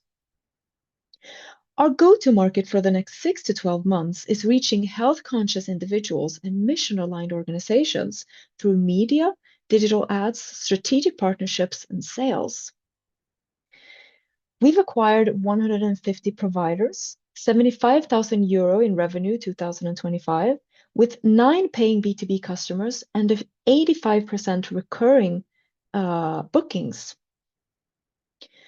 Our core team consists of 3 key people. We are all driven by personal experience and the impact we can achieve at large scale. We all have various experience in the health field, as well as successful backgrounds as entrepreneurs. We just closed a round of 300,000 euros with both active and passive investors, and now opening up to raising 500,000 euros for product development and marketing primarily. We've acquired a substantial part of the round and aim to close the rest of the round by latest November this year. Thank you for listening today, and I look forward to speaking more with you. Thank you. Thank you so much. Let's start with Henrik and then Filip. Yeah. Hi, Elin. Thank you for a very nice presentation. I love the graphics. We've seen a lot of other pitching with not showing how the product actually looks like in the UX UI. So thank you for that one. Seems like you're onto something. This is and you had all the competitors. One thing that you probably will have to explain a little bit more if you get a meeting with one of us is how you stand out, because it is a red ocean. There's a lot of people doing this, but you have traction. So great job. Thank you. Thank you. Amazing. Thank you, Filip. Hi, Ellen. Nice to see you again. I mean, really good job. I think as you start in this domain, this is one of those areas where you hear a lot of different solutions lately. But since you seem to have good traction and pilots, it's one of those cases where I would suggest you bring some of that at the beginning, so that it gives a sense like you have traction, you're found ways to stand out in that crowd, kind of. So again, that could help you, because otherwise you get the feeling of, okay, this is one of those well-being solutions where there's too much out there. Absolutely. Thank you. Thank you so much. Kristaps? Yeah, thanks for a great picture, and it's a very important thing you're doing. And for disclosure, we've invested in Din Psykolog, and I agree with the previous comments as well about that there is a lot of competition, and it's very important to, especially for the B2C part, to reach the market in a very, very efficient way. I think that's core. But I'm also curious. I agree that it's impressive how you have managed to get traction in B2B. I think that's what stands out, and that you should focus also maybe more how you have succeeded in getting those customers, because I think that another aspect of this is the reality right now when there's an economic downturn, that the problems are bigger, but the budgets are probably smaller on average. So you getting in those doors and showing value is, I think, a key that differentiates you potentially, and you should highlight that more. Thank you. Yeah. Thank you so much, Kristaps, for very good feedback. Din Psykolog has also been a Connect startup, so it's great to hear that. Sami? No, a disclaimer is, of course, that me and Elin is working together, so we are an investor in Secura. But I just wanted to triple stress on what Kristaps said and others as well. You have good traction. Tell more about that. That is impressive. Systembolaget, that's impressive. So that's probably one of the most known companies in Sweden, at least. Awesome. Thank you. Elin, thank you Sami. so much. We'll conclude Skura and move to our last two startups, and then take a group picture. So founders who are on the other side, message me and we'll bring you in the next 5 minutes. Carl Bredin, you're joining us from Linköping, I believe. Let's go. Yes, that's correct. Hello, everyone. So I will share my screen. No, it's the wrong one. Oh, do you see the full screen or the... We see the full screen, Nearby Store, hyperlocal. Okay, great. Hello, everyone. My name is Carl. I'm the founder and CEO of Nearby Store. So grocery stores, they have made you work for free your whole life. Picking, scanning, transporting everything by yourself with no salary, without even noticing. The grocery store put the work onto you. And at the same time, food prices are at record highs. Retail giants talk about rising costs, but in reality, most of the profits are just lost to the inefficient operations in the grocery store. I mean, think about it. Thousands of square meters, food waste, theft, and high personnel costs. You pay for this every time you buy groceries. Food waste and theft alone cost twice as much as the average grocery store profits. But Nearby Store has found a way to eliminate theft, reduce waste, and cut personnel costs. Automation is the next big shift in retail. We are building the world's first automated grocery chain. Our stores have a large vending machine-like robot that picks and delivers your groceries on a conveyor belt. And the technology is actually cheap, since we use mass-produced and proven technology for vending machines. Not only do we have low operational costs, but we can build 5 stores for the same investment as one traditional store. And the result is local stores with what you need at low prices, reducing food waste, slashing emissions, and making walkable cities possible. That's Nearby Store. We think the timing is right now. Big retailers have to protect their huge investment in existing stores, and they will struggle to adapt. We are passionate about making groceries affordable and accessible to everyone, and we have already made an exit with a profitable food tech startup. First, we built a mock-up store, validating the market with thousands of paying customers. After that, we built a working prototype, cutting-edge software, and we secured manufacturers. We're already live And right now, we are building our flagship store in Linköping, fully automated, and we will launch it Q1 next year. We're not racing right now, but please connect with me to be ready when our seeds open next year, once we have nailed the recipe to scale the automated stores worldwide. It's time for change. Let's bring affordable groceries closer. Let's build nearby stores. Thank you so much. Thank you so much, Carl. Reid. Thanks, Carl. And first of all, I just want to say great storytelling. Really enjoyed that pitch. Thank you for that.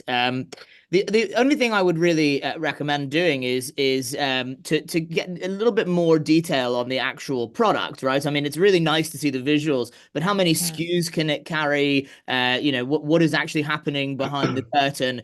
Be really good to get more technical information on that, and especially because obviously you allude to sort of figuring out the scaling model and not having that done yet. Obviously, that's completely fine. We're all very early stage investors. But if you tell us more specifics about the technology, then we can start to think about what scaling would actually entail. Thank you. Awesome. Thank you. Thank you, Reid, for the feedback. Nils? Yes, thanks for the pitch. I agree with what Reid said. I also thought it would have been good to get a bit more information on the unit economics and how you will turn profit over time. Because stories like or different companies who try to solve similar problems in for the end user, like Gorillas in Germany, which obviously comes to mind for me, try to solve a similar problem from a different angle, but still they couldn't turn a profit over time, and it eventually failed. So it would have been good to understand a bit how you, in contrast, will actually solve this problem and become profitable over time and turn a profit without burning too much cash. Very good point. Filip? I mean, Nils took kind of like the point I wanted to make, but it was really around the business case of one particular place, right? Like, again, not just, but also the logistics, how everything works. Carl, nice to see you again, and really good energy, like the storytelling, like Reid mentioned as well.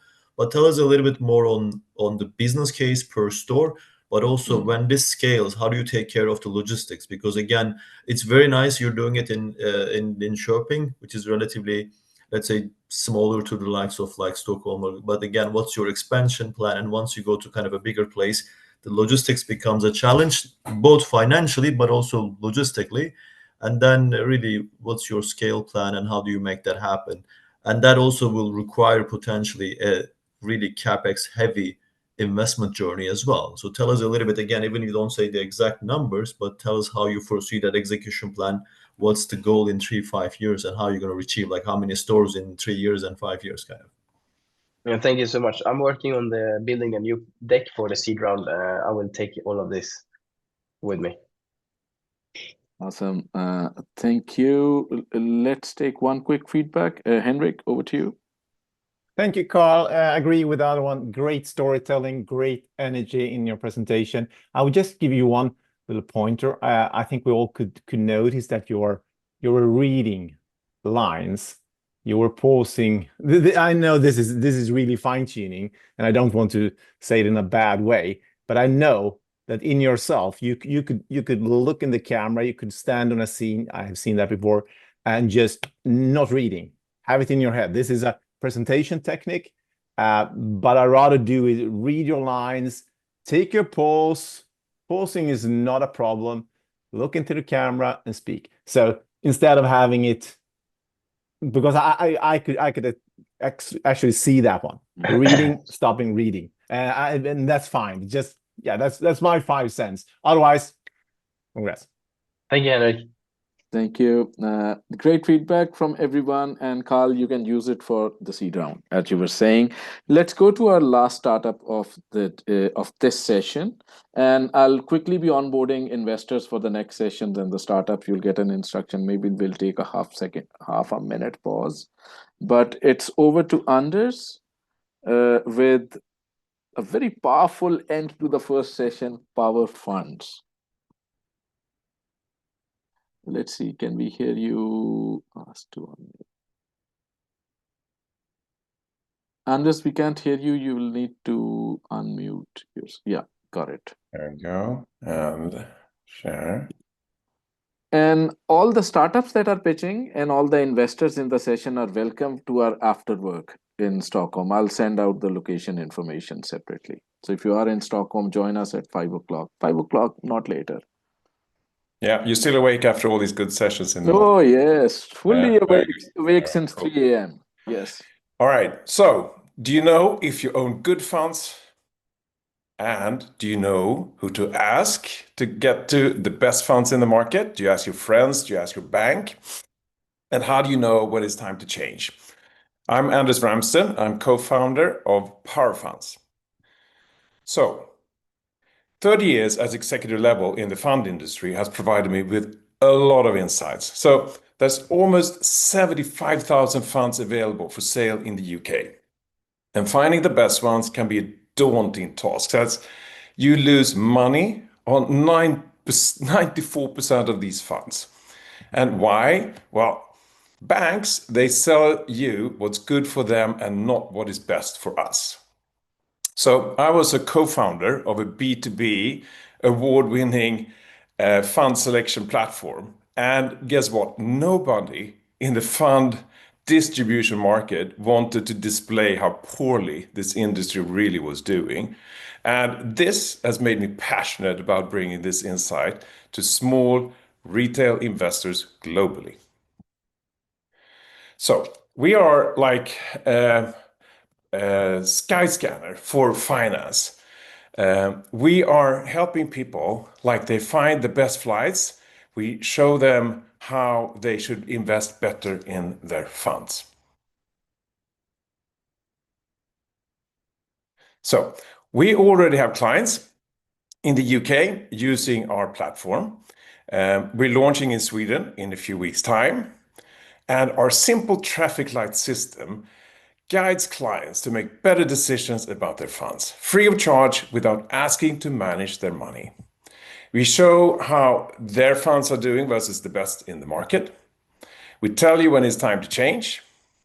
And with this, you could actually double your pension. So imagine your bank account 20 years from now. Had you known how to find good funds, you could be doing even 50,000 better. And if you had known how to find the best funds in the market, you can do really much better. So we're well grounded in research. I've applied it as part of management at Swedbank, running head of equities in part of management of Swedbank, and now taken to the next level by AI. So we're the only company in the market that provides free, actionable insights without asking to manage your money. And we have an affiliate model. We already have partnerships with the like of Interactive Investor. It's a huge market, 200 million fund owners globally. And we already have deals, affiliate deals with Interactive Investor, where we get £65 per referral. And we have a huge potential to monetize this further. Deep domain expertise from having managed money in the past, from software development, and we have multiple exits amongst the team. And together in this team, we raised more than £260 million. We're raising 270,000, and today we're supported by AI Forge, where we participated in their incubator last year.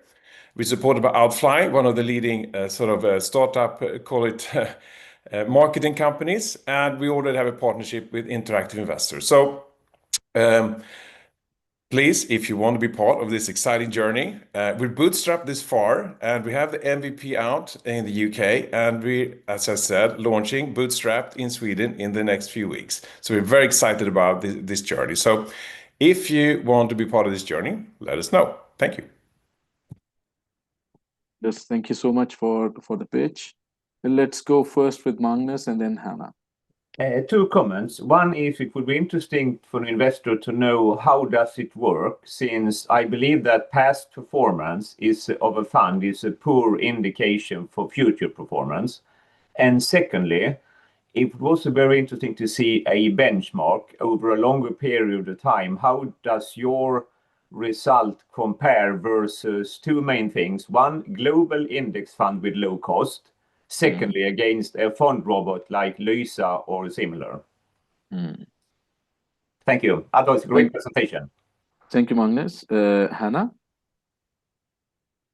Yeah, I think Magnus said a few of the notes that I had jotted down. I think it was a really good intro, Anders, and I think you brought a lot of energy, and you clearly kind of stated that you have good experience and so on. But then I almost felt like you mix pitching to customers as opposed to pitching to investors. We are interested in the product, we are interested into the magic. What is the AI components of it? What have you developed that is unique on the market? And also focusing really on the traction, like what are you seeing among your existing users? How many users do you have on the platform? What's the ROI so far that you can prove? So kind of results on the user side, and also revenue wasn't really clear in terms of your business model and how far you've gotten so far. So include that, and I think you have a strong pitch. Great feedback. Thank you. Kristaps. Thank you. Yeah, thanks for a good pitch. I agree with the previous feedback from Hannah. I would deep dive quickly also that I think this is I maybe don't completely agree with your competitor slide. I think there's a lot of more competition over the same customer, and I would also like to see like specifically the customers you have and the ones you want to acquire.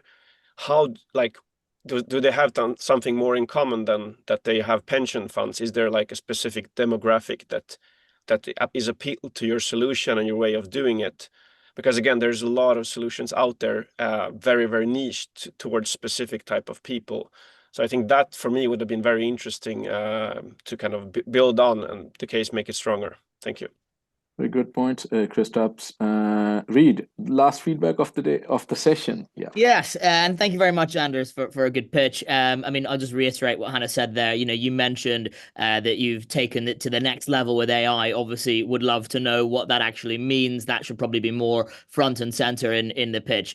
And the second point is just sort of as a Brit who's living in Sweden, I've learned that I would say as a percentage of the population, Swedes are much more interested in investing and in actively managing their pensions than Brits are. And I think it's a bit harder to sort of get that into the culture in the UK. So I'd love to know what kind of marketing efforts you're doing, how you're really pushing go-to-market with a potential investment round, how you can really get this to sort of go semi-viral in Britain, where I do think there's a slightly more conservative attitude towards investments in general.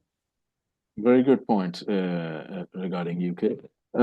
Thank you so much, Anders. Great presentation. Thanks so much for all the good feedback. Really appreciate it. Yeah. Before we thank all the startups and investors here, if we take 1 minute for a group picture, it'll be nice to put it as the session A picture today on LinkedIn. So if startups can open their or anybody who wants to be GDPR alert, anybody who doesn't want to be in the picture can remove themselves from the picture at this stage, and anybody who wants to be on the picture can be. Okay, now I've said it fully.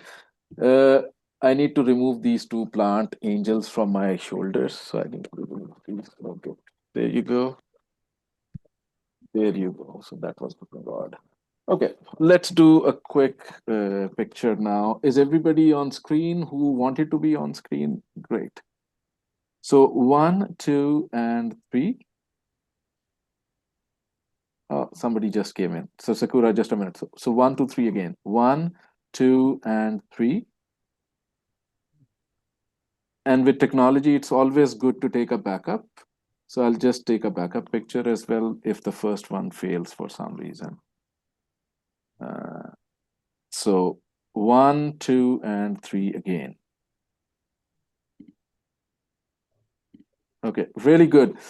A big thanks to all our investors and mentors here. Thank you for such amazing, such crisp, such rapid fire feedback, and for founders to sticking to. Nobody went over time. So this was a great session. Thank you so much, everyone. There's a lot of great energy. Thank you. And everyone is welcome to evenings afterwards. I'll send the details. Thank you. Bye-bye. Thank you. Bye-bye. Thanks. Bye. Thank you. Thank you. We'll now move to our next round. So investors that are here for the next round, if you could please raise your hands, because first we will onboard the investors. I know 2 investors have a longer session. So thank you, Sami and Magnus, for being here. To rest of you, you can rejoin from the link again. Let's see. Brabant, just a minute. Filip, quick question. Would you like to continue as well, or do you have time commitment? Then so whoever wants to stay from the previous panel is welcome to stay. Let's see. Just a minute. I need to fix this. So just bear with me. If you need, I can stay, Naimul. Amazing. And Filip, it'll be great to have you in the evening as well. So it'll be a long day, as long for you as for me. But let's see. Hold on. I just need to do a quick check here. So I'll bring you in alphabetical order. So Adrian, you're here. I'm bringing you in first. So it'll take a minute for me to populate the room with all the investors now. So you'll get a prompt to join the main screen. So please accept that. And then when you are on the main screen, please open your screen because we'll be starting this soon. I'm sure that should be here.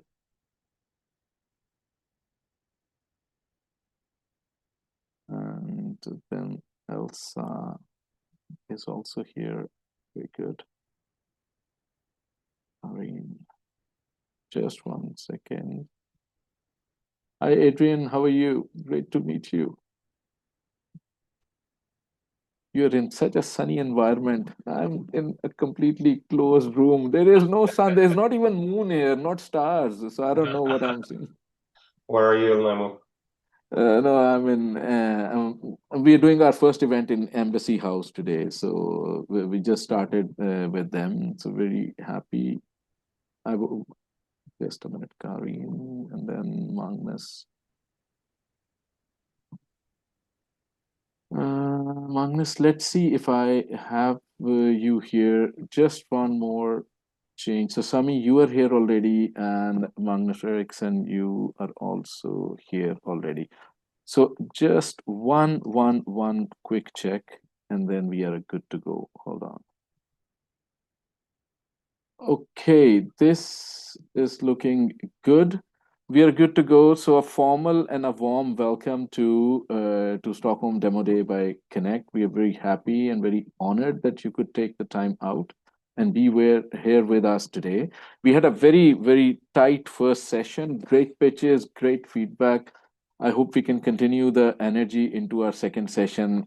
Startups, a quick background, Connect startups are vertical agnostic. We try to support founders in their really early stage journey in the first raise when they need mentorship, connections, and all that as part of expansion. And capital, of course, is the third C. Connections, competence, and capital. That's Connect's positioning. I'll do a quick introduction, just a minute, and then we are good to go. Naimul, I think you're missing Ann-Charlotte, my colleague. Just a minute. Hold on. Yes, somebody said something. I was on another screen. Yes. It was me, Magnus here. I think you miss Ann-Charlotte, my colleague. Yeah, No, I'm just here. I didn't have the camera and voice on. I saw. Sorry. Thanks, Magnus. Thank you. Amazing. So I hope we have everybody in the room for this round. I'll just start my presentation. It's not a long presentation, half a minute only. So we are in the round 2 of Stockholm Demo Day. The way it goes is we have already done the first round, which was 9:30 to 11. This is the second round. In evening, there'll be a third physical round, 9 startups in each round. We are borrowing the concept from Nutty Ventures, where we do 10 startups, 100 minutes, 10 investors. So it's a variation of that. Startups will be joining the main stage in about 10 minutes. We'll run a quick introduction with all the investors here, and then at around 11:19, 11:20, startups will come in. The format is every startup will pitch for 3 minutes, 2 minutes, 50 seconds. 3 startups did that in that previous round. Really good. And anybody who is pitching under 3 minutes will get a high five from me with a Coca-Cola bottle. So just saying that. And then the jury time is also compressed. So take your time, but be crisp. startups are not expected to respond to feedback. They can take a feedback home. Like, for example, we didn't understand your customer group, so startup doesn't need to respond. That's all for the startup. But we'll have around 6 to 7 minutes for the startups. And we are a go here. That's the only thing I wanted to share. I'll be sharing some connect links and some other things going forward. But we are good to go. Let's go around the room and request an introduction from all our amazing investors who have joined in. So Adrian, if we may begin with you. Okay, hello everyone. Thank you for inviting me and nice to be here. Quickly about me, I'm a partner and co-founder at Ampli Ventures, and essentially we do two types of investments. We do early stage AI investments, so that's one of the themes that of course is prevalent, but what I believe in. And then we do something that I call later stage boot scalers, so companies that have efficiently gotten a bit further, have traction, and there is an opportunity to fuel that growth with capital. So yeah, I'm happy to meet everyone. Awesome. Adrian, thank you so much for being here. You have been on a couple of panels with us before at Connect. Really appreciate the work that you're doing in the Nordic ecosystem. Amanda. Yes, hi, my name is Amanda, and I'm a partner at Ventures, which is an you can say a venture studio investing with sweat equity in early stage tech startups. We're industry agnostic, so looking for everything connected to software that needs help to accelerate in the early stages. Amazing. Thank you, Amanda. You guys are doing great work at Ventures. We hear it in the ecosystem. So thank you. Best of luck. Anders, over to you. Yeah, hi. My name is Anders. I'm a partner at Alliance Venture. We're a pan-Nordic seed stage, pre-seed stage fund. We're 6 partners in equal partnerships spread across the Nordics, and most of us with operational background. So a little bit more entrepreneur hat than investor hat usually when we do it. And usually it's my partner in Stockholm, Henrik Torstensson, who do these type of sessions, but he urgently had to go to a bachelor party in Ibiza, so I'm taking over today. Amazing, amazing. I just realized I missed somebody, so we'll be coming to you, Anders, as you move to the other side. But in the meantime, let's go to Ann-Charlotte. Yeah, hello. Thanks for the invitation. I'm here starting Life Science Invest 2020, and we are the biggest life science network of business angels today. We have invested 60 million plus 20 million from our angels in 40 companies in seed phase the last 5 years. And now we are raising our 6th fund, and it will be a pan-Nordic community for life science people. But we, of course, welcome tech people because, you know, tech and life science, everything, and AI, we have invested in such companies. So nice to be here. Thank you so much, Ann-Charlotte. And just a quick background with Magnus, Claesson, and Ann-Charlotte. We are starting at Connect. We are starting a 3-track investor education, foundation, accelerator, and super angel training. So for the foundation part, Life Science Invest and Connect are collaborating. I'll be pasting a link here. Anybody who is interested in investing is very welcome to this education. Thank you, Ann-Charlotte. Elsa, over to you. Hi, everyone. Elsa Highland, angel investor, advising startups and speaking on international stages across the world. Yeah, very short in a nutshell, but very excited to be here. Great, short pitch. Thank you, Filip. Hi, everybody. Happy to continue. So Filip Gültekin here, an angel investor from Stockholm. So me and my partner, Anna, we do early stage investments. My background, B2B, automotive, Internet of Things, particularly, again, different enterprise vertical segments. And then my partner within life science, biotech, really cell and gene therapy and regulatory affairs. So we look for very early stage seed, up to seed companies, even at the ideation to help them. With our expertise on the sales, commercial, and also the regulatory. Also part of a couple of angel investment networks. One of them, Wicked Angel, we're about 27, 28 angels with really diverse backgrounds. Another one, SeedBridge, where we are about 42 professionals with really different expertise, everything from sales, operations, consulting, HR, communication, etc. So really enjoy mentoring and coaching startups, and happy to be here.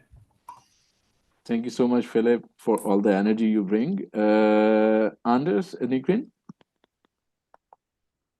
Hey everyone, great to be here. So I'm Anders, I'm heading up Foundry Ventures. We're a pre-seed VC investing only in what we call AI native companies. So you're building a product on the back of this generation of AI, but you're also planning to build your company very AI natively. So we think that there's a lot of value for customers to be created in that intersection.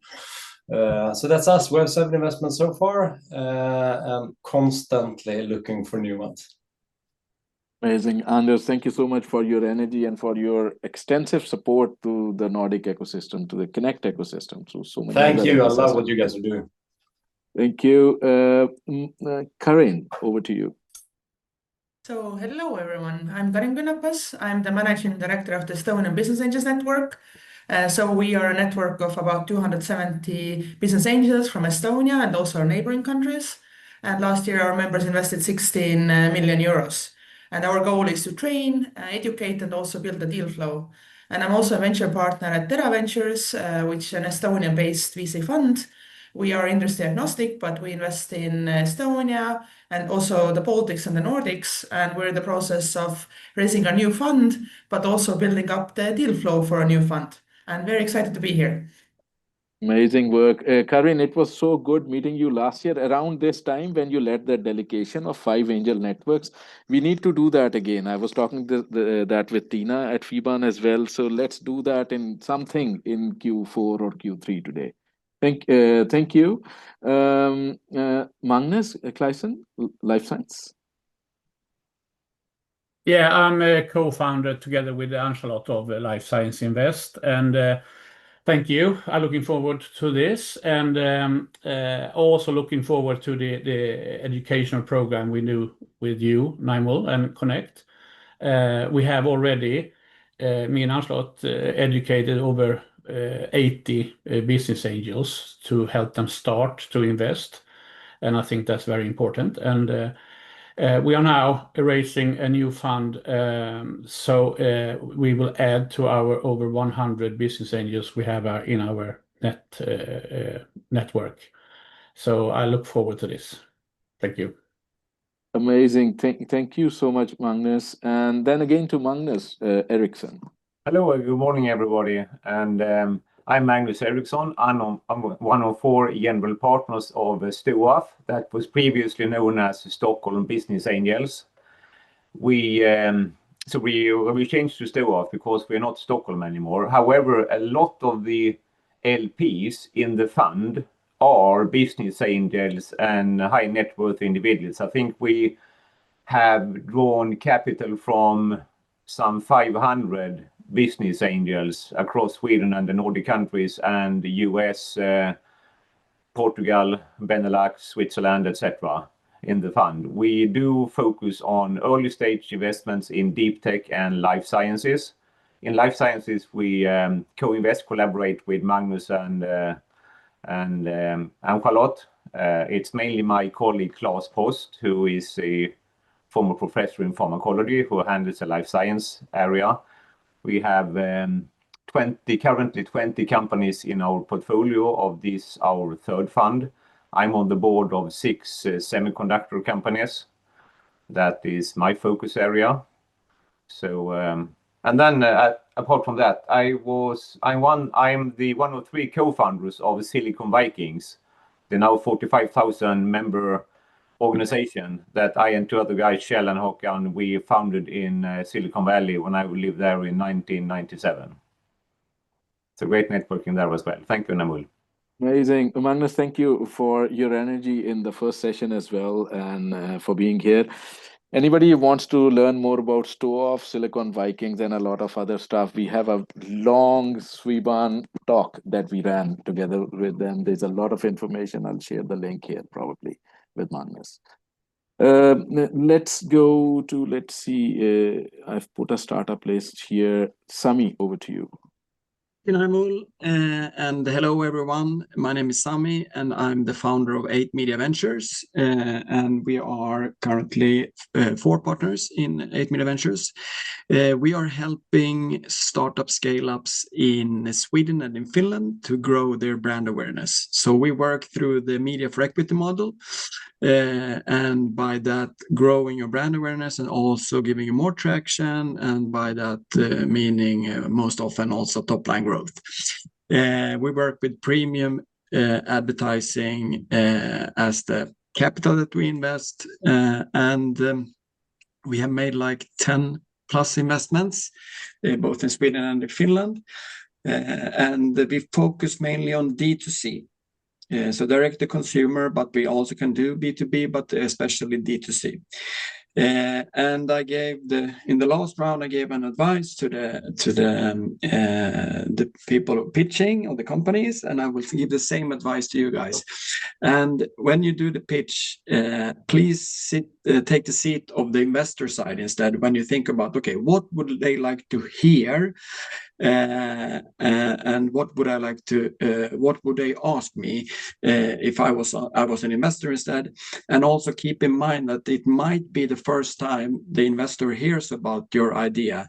So try to keep it as simple as possible, because you just want to reach the next meeting in this presentation. That's what you wanna get out from this presentation. Thank you. Thank you so much, Sami, for your tips in the last round as well. I think these are really, really important for startups. Like, everything is not in the first email that you're doing in your outreach or in the first pitch. There's a lot of stages to a relationship building, just like any other relationship in life. So great to, with that, let's start our pitching round. I hope we covered everybody on the investor side. A quick kind of, not a disclaimer, but an overview setting. Connect is very broad, vertical wise. So we have tried to match startups to a particular session. We have 3 sessions today, but maybe not all startups, maybe 1 or 2 startups are really, really good match for what you are doing. So that's how the session is. But let's see how that goes. We will start with our first startup, 8 Wave.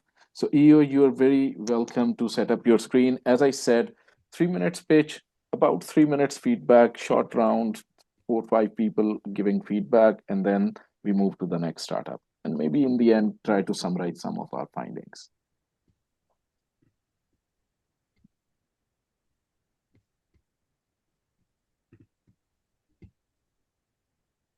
Yes. Yes, let's go. Let's go. So hi everyone, my name is Eoma, and I'm here to present the 8 Wave AI to you, which is an AI business operations software, the missing link to make you understand, align, and optimize the use of AI. So with that, let's see here. Why do we do this? Well, we want to save humanity. As everybody knows, we are rapidly approaching AGI, and the way to do that successfully is to be able to align AI to human goals and preferences. And that's exactly what we are about to do. So from a business standpoint, we've seen this explosion of AI tools, but at the same time, we have a lagging of implementation in actual business use.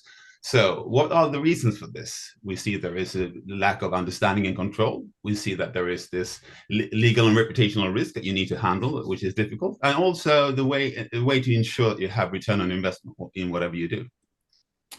So what we would like to do, the solution for this is to provide this intelligent software layer connecting relevant systems and stakeholders so that you can have one single point of truth, you can automate compliance, and you can ensure that you have alignment and return on investment when doing your things with AI. The product that we've built is an intelligent software layer that easily integrates with existing tool chains and provides this 3-stage control hub, record keeper, and API and SDK software suite, providing exactly the functionality that you want to have: AI operations efficiency, business optimization, and alignment with regulatory and values. So the market for this is huge and growing rapidly.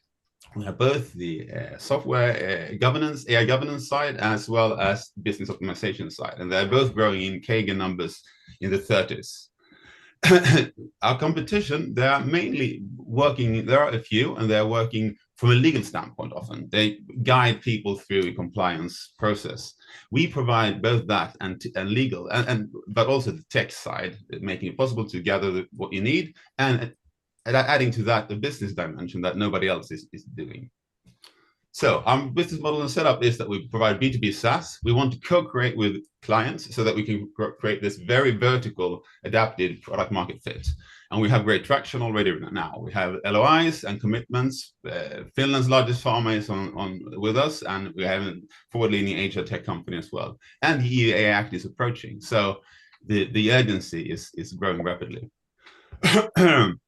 The team that we have is a great mix of everything from PhDs to students and enterprise experience, exec enterprise with AI experience, loads of that, providing this very great possibility for both guidance and velocity when doing our things. We also have this very strong advisory team providing the business development powers that we would like to have as well. So all in all, we have a strong team with great backing, solving a major problem, which is AI control. We provide SaaS for AI alignment and business optimization. We have this very rapidly growing business, and we are seeking 750k euros for 50% of the company to build a vertically adapted, lovable product, scaling towards our goal, 100 million in ARR. We're looking forward to a further discussion. So with that, I would like to thank you for your time and attention. Thank you so much. With mentors, my request would be if you head to the bottom of the Zoom bar, you'll find a button called React and then a heart on it. And then you click there, you can raise hand.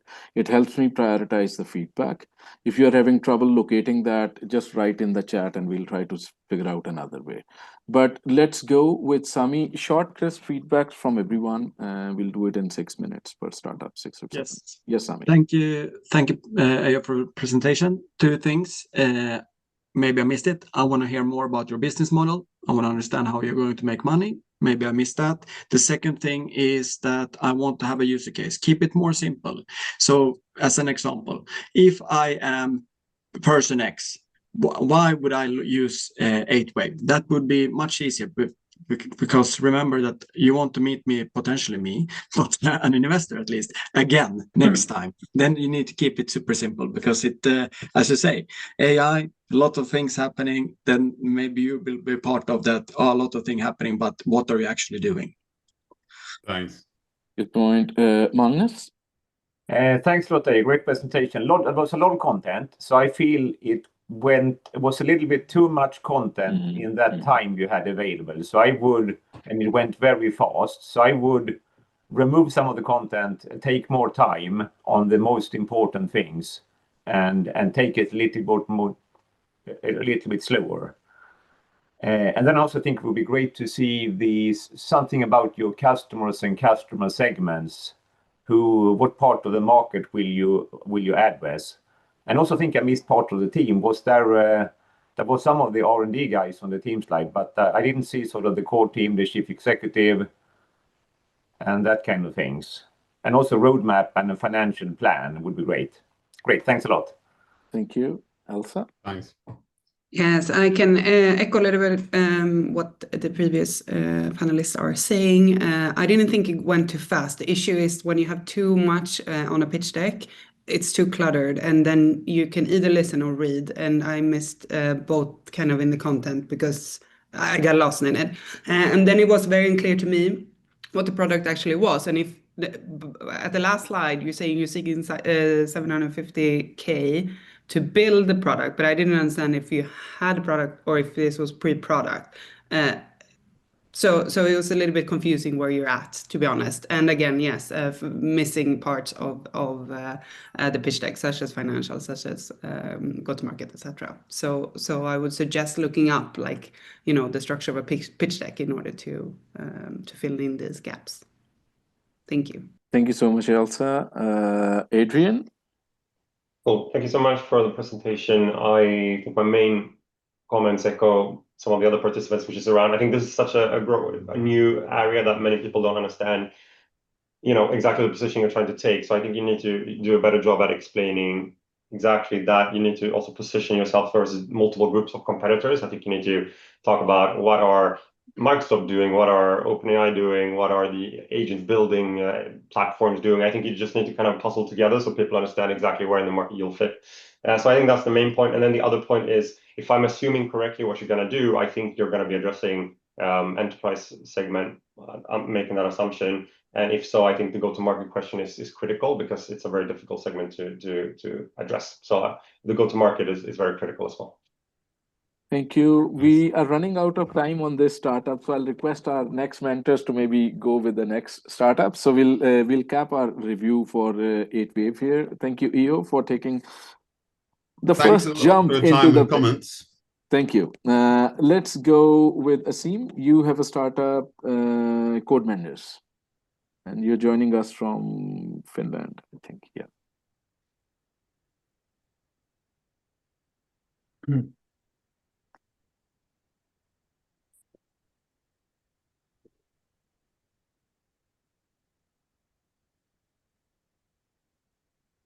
Let's see if we can. Asim, you need to unmute yourself.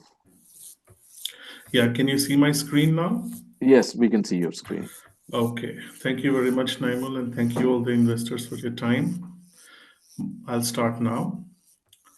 So my name is Asim, and I'm the co-founder and CEO at Code Menders.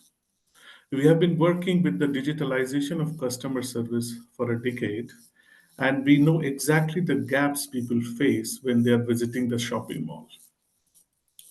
It's kind of sad to say, but the experience is broken. There's an app for everything that confuses people. Then there are queues everywhere, forcing them to wait. And then the marketing is so broad that it seldom reaches the audience at the right time. That is exactly the reason why we have built one mall, one portal. It's a unified marketplace that brings all of the mall services under one umbrella, making it super easy for people to order food, book time, or even secure their spot in the queue. There are no apps to download or no accounts to register to use the service. It's not that just convenience that this portal brings for everybody. Every transaction generates valuable insights related to customer behavior, and this data is used to push real-time campaigns to the people who are already in the mall, ready to spend money. Our customers are going to be the customer service desks, restaurants, and the mall itself, all of them using our platform to improve their own operations. We support a hybrid business model based on monthly subscription, sales commission, data upsell, and enterprise license, which helps us match the needs of businesses of all sizes. While the whole world is our stage, we are currently focusing on the Finnish market, where we have run individual pilots and have also generated revenue to validate our product. The capital region has more than 20 malls that is visited by close to 200 million visitors annually. We want to start with 3 of them in 2025 and reach a volume of 1 million transactions by the end of 2026. Unlike many single-purpose apps, we are able to handle more transactions in the same user base. Plus, we know the field. We have not built one mall, one portal on theory. It is shaped by real-world operations. That really means that we are not starting from scratch. One mall, one portal is powered by our own products, Jonon and Nautoateria, that have a proven track record in digital queue management and online food ordering. We are raising 500,000 euros to fund this launch, which also gives us a 20-month runway, or a little more than that, and helps us to expand in Finland and build sales channels across the European Union. We are a team of ex-Nokia experts with deep roots in technology and more than 60 years of experience in running startups. I invite you to invest in us because malls are digitizing fast and we offer an early mover advantage. Thank you. Thank you, Asim. Sami and then Anders. Anything? Perfect. Thank you, Asim, and nice to meet you again or see you again. A comment around the problem or the pain points. I would really want you to stress the pain points a little bit more, because I assume that it's an end consumer who has these pain points, and you can do that by actually showing the user case of your products that you have already launched. By that you can explain a little bit more, so I also, if you're going to the end user, understand the mall is broken or the chain is broken. That would be great to add to this presentation. Otherwise, very calm and solid presentation in itself. Thank you, Thank you, Sami. Anders? Thanks a lot. Good presentation. I think one of the challenges here, right, when your business is built on the back of high volumes of consumers, is to find them, right, and keep them in a cost-efficient way. So if you're supposed to sort of attract millions and millions of consumers, I think you need to spend some time on how. Is your solution in itself strong enough to do that organically, or do you need to acquire them? How much does that cost, right? And do you have enough stickiness to keep them, or do you need to sort of reacquiring them? I think that's a sort of a typical worry from an investor perspective. Otherwise, thanks. Thanks, Anders. Yes, we are working on this. Thank you. Adrian? Yeah, cool. I think my main question with this case would be kind of why now, what's different? Because I think there's multiple generations of similar apps addressing similar problems, and something might have changed, but I'm lacking that kind of story of what are the real macro drivers of why something new is happening now. Thank you, Thanks. Adrian. Anchelet? Just a minute. You're muted. Let's see if we can hear you. Yes, so thank you for a very good presentation. I think it was very clear, very calm, excellent, actually. But we know that this mass market is very difficult to reach. So I think I miss some go-to-market plan, and as previous speaker said, also some case. And why now? Because it's always a matter of timing. Thank you. Karin? Yes, thank you for the presentation. And I also want to emphasize one of the points that was made beforehand about why people should be using it. Like, are they saving money, or are they saving time? So basically, this should be something how you make your case stronger in the beginning, because that would also make sure that the investors are listening to you and you pique their interest. And also like where the money is coming from. So you had like 3 different classes of who like in the business model, but it wasn't completely clear to me like who are users who are actually paying for this. So try to make this more clear to get the next meeting with the investors. Very good point. We can take one very quick feedback. Magnus, over to you. Is it me or? Yeah, it's you. It's me. I agree with previous investors as well. I would like to see, there are many apps out there, even if it's single mall things, how they are used, how much they are used, and the frequent, how long time they spend on it, and the churn, everything. So you have something to compare to. Very good points. Great feedback and a great relaxed pitch, Asim. Very good. I've worked in retailing, so I'm just wondering, why not Dubai? That's such a strong retailing hub spot, like somewhere over there. But great energy and pitch. Let's go to Yang. You're next with your startup. Yes. Let me show my screen. Here we go. Could you see the screen? Yes. Yep. Good to go. I will set a timer for myself. Great. A few months ago, I met Andy, a decarbonization manager for a multinational solar manufacturing company headquartered in the States. Andy told me he was given net zero targets, but their team was struggling with limited resources for implementation. And Andy is not the only one that's having this problem. According to BCG, decarbonization teams are wasting more than 200 hours every month on spreadsheets, and 42% of the project have to be delayed or cancelled. In today's changing world, companies are driven to do this not only for compliance requirements, but also for long-term competitive advantages. By diving deeper with Andy's team, we found two bottlenecks. One is what we call the unconscious problems, missing scientific evidence. The second is the time-consuming manual work. This traditional way is not working today. What if there's a new approach that is offering an automated and affordable system to handle this work?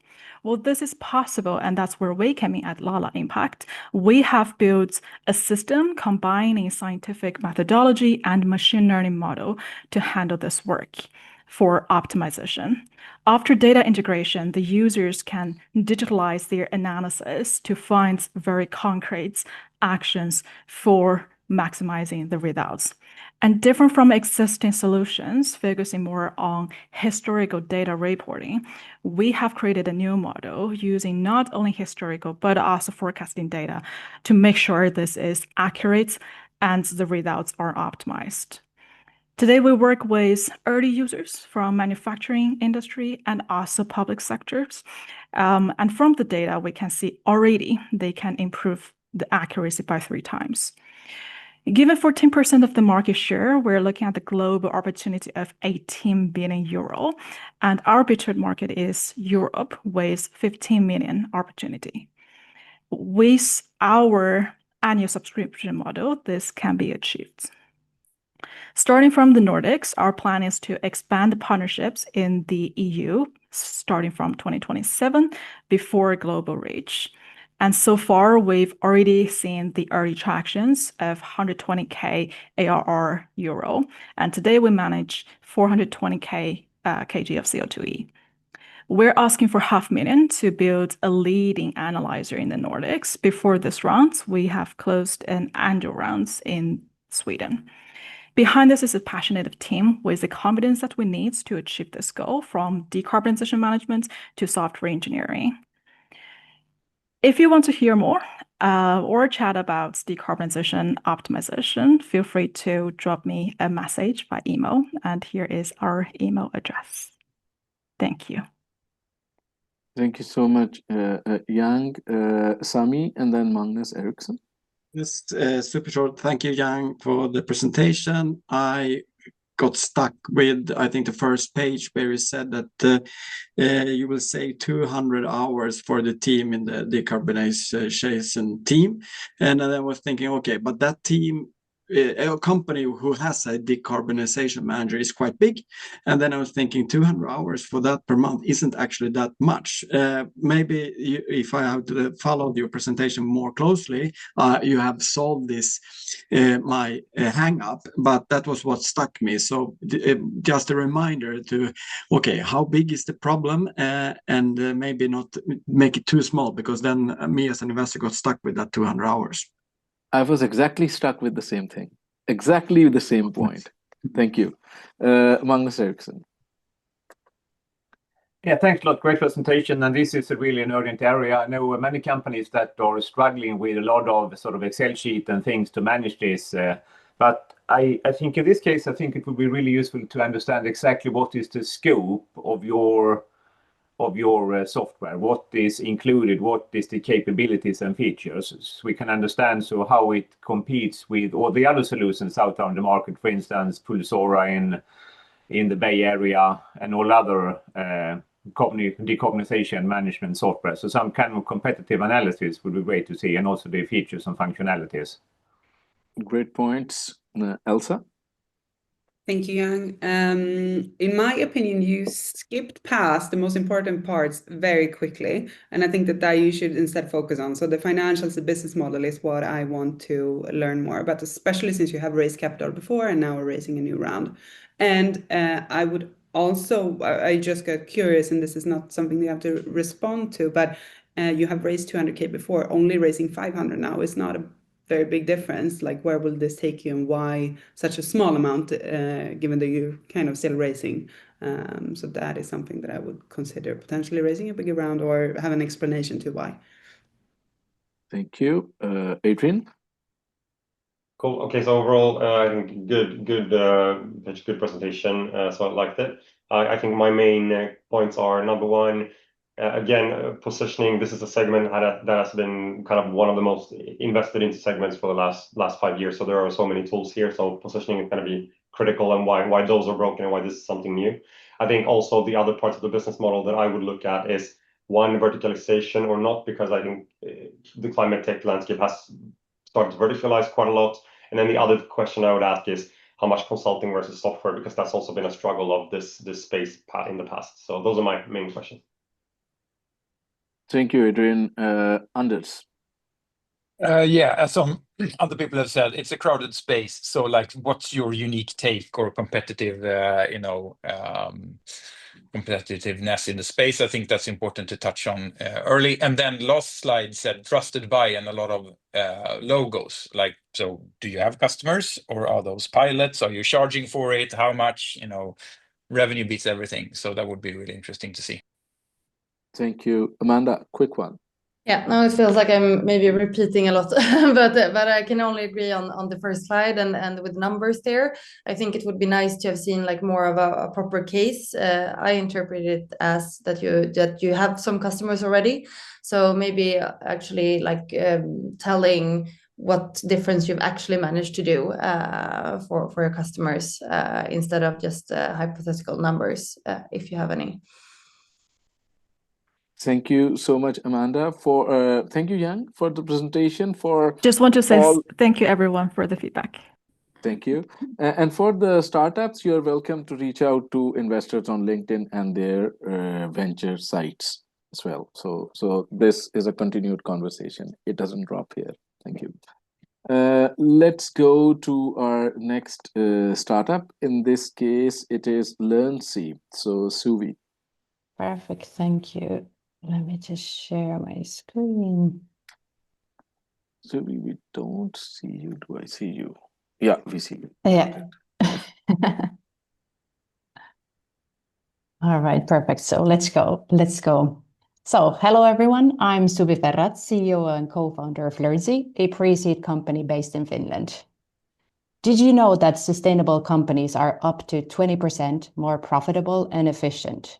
But there's a problem. Companies struggle with sustainability, and failures come at high cost, harming company brand and growth. According to the tens of companies we've talked to, learning initiatives fail to support sustainability goals. HR struggles to provide relevant training across different job roles, which leads to vague learning plans and to poor learning guidance. That's where LearnC comes in. A B2B platform that transforms sustainability from a headache into a business opportunity by embedding sustainability into the daily work with smart learning. Here's how the automated process works in LearnC. We map company sustainability goals, align them with job roles, match the right learning content with users, guide employees on their learning journeys, and monitor progress with data. We are looking into 500 million SAM, consisting of 50,000 companies in the European Union. We've already seen strong interest in the market, with 47 open rates on our sales campaigns, 20+ meetings booked this summer, and successful customer pilots. We operate on an annual subscription-based SaaS model, charging companies a flat starting rate with additional tiers based on user scale. The subscription model is complemented by additional revenue from promoted content and commissions. Phase 1 of our expansion plan is already underway with pilot and early sales.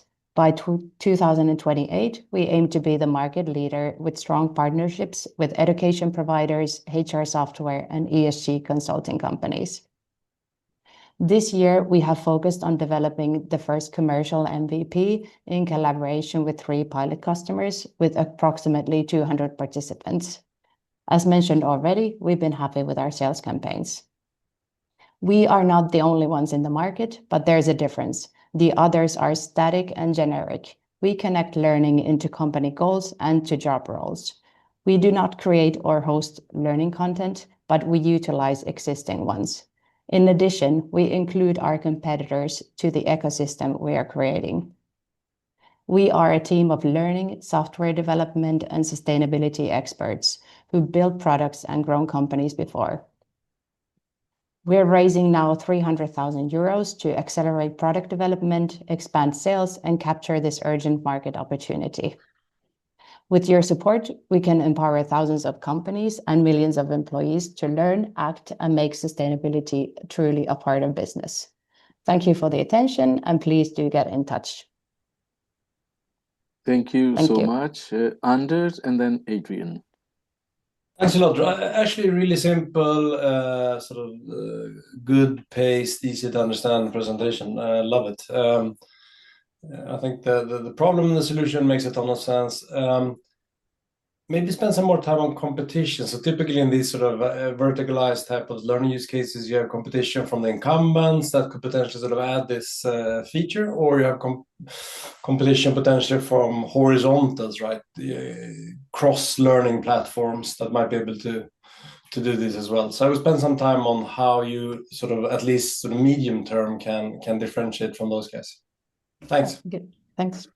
Thank you, Anders. Adrian?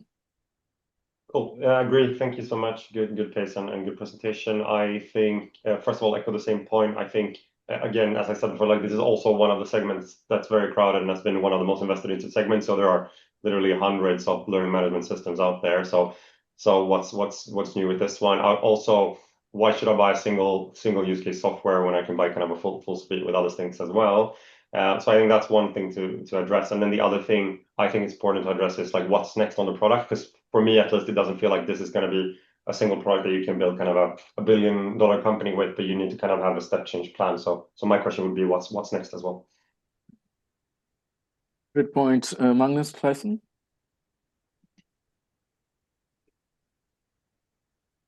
Thank you for a very good presentation. I think it's very good. You have timelines. You explain what you're going to use the next round for and everything. So it's very good.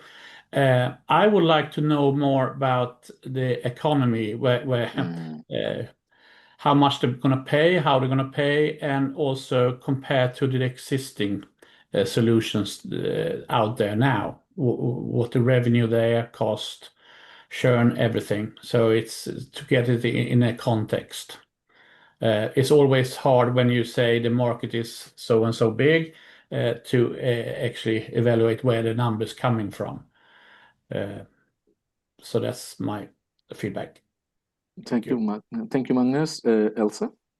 Yeah, I have a general feedback for all founders that are putting in a valuation in their pitch deck. I would suggest not doing that. And if you discuss valuation, talk about dilution rather than anything else, because in the end, it's the market to decide, and you potentially lock yourself in to a bad or a good deal, providing it already there. So I would say how much you're raising, and when you're in talks with an investor that actually shows interest, you talk about dilution. Okay, thank you, Karin.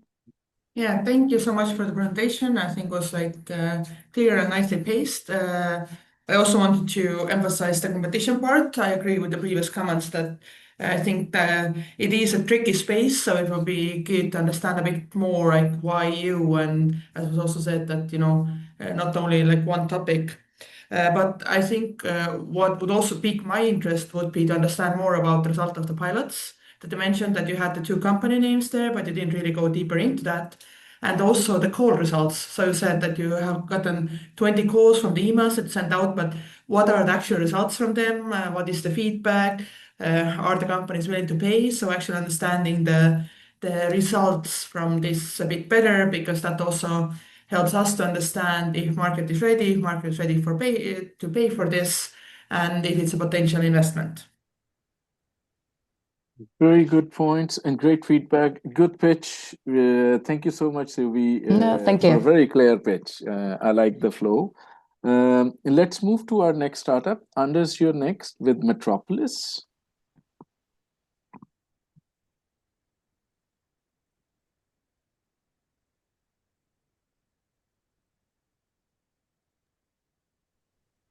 We Can see you your hear me? screen. Yes, now we hear you.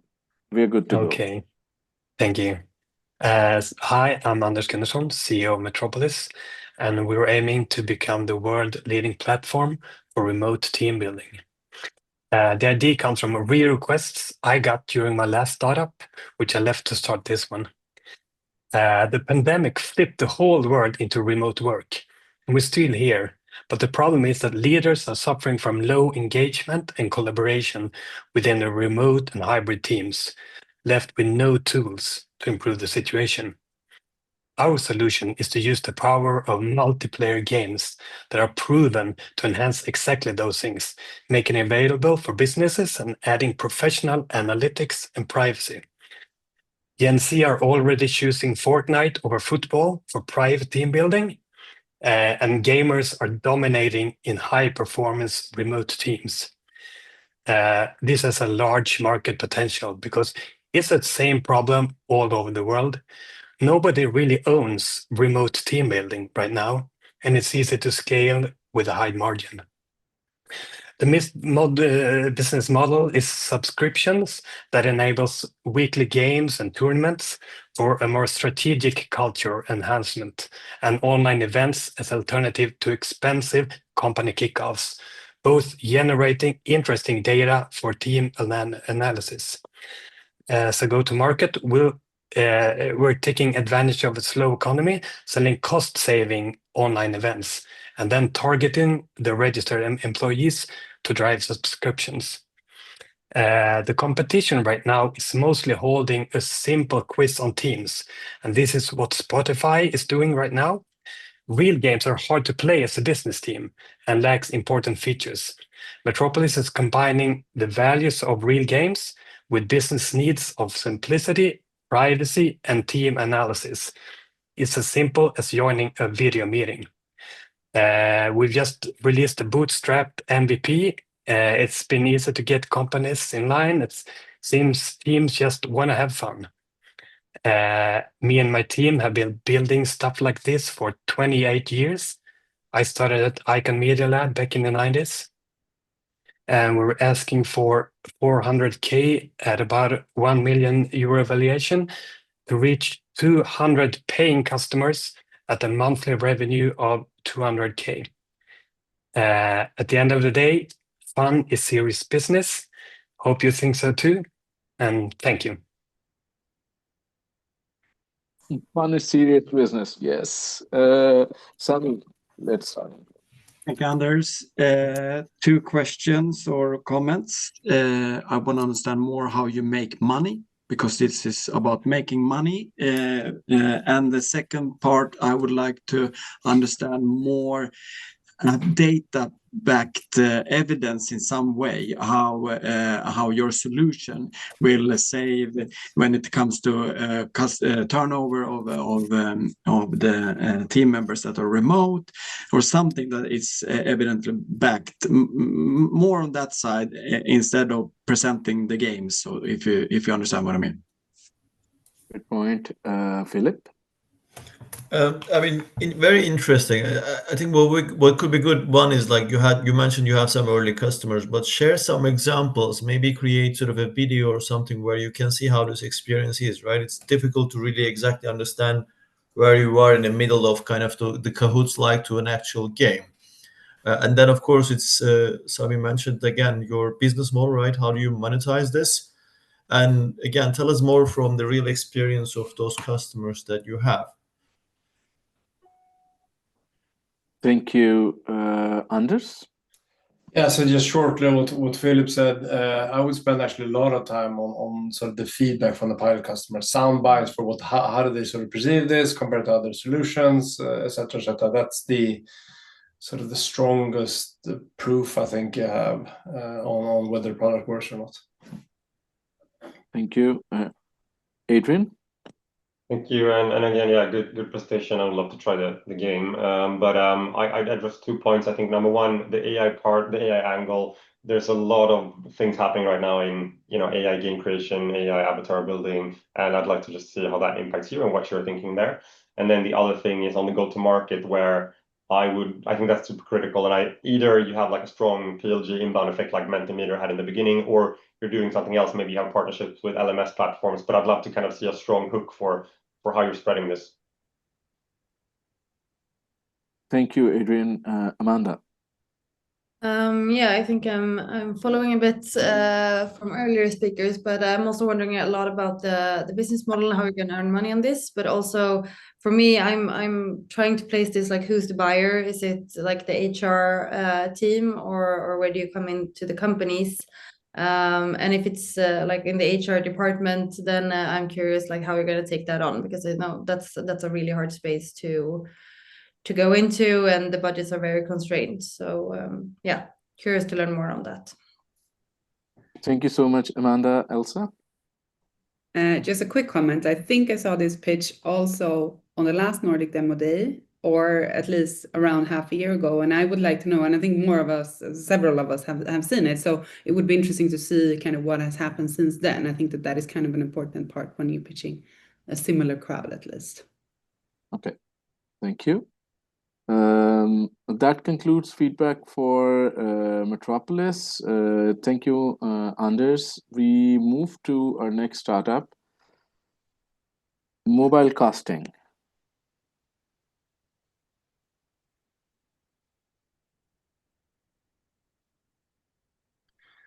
Hi. Let me see. Hi, Patrick. And I'll also onboard our last 3 startups now, so they'll get a message from me now.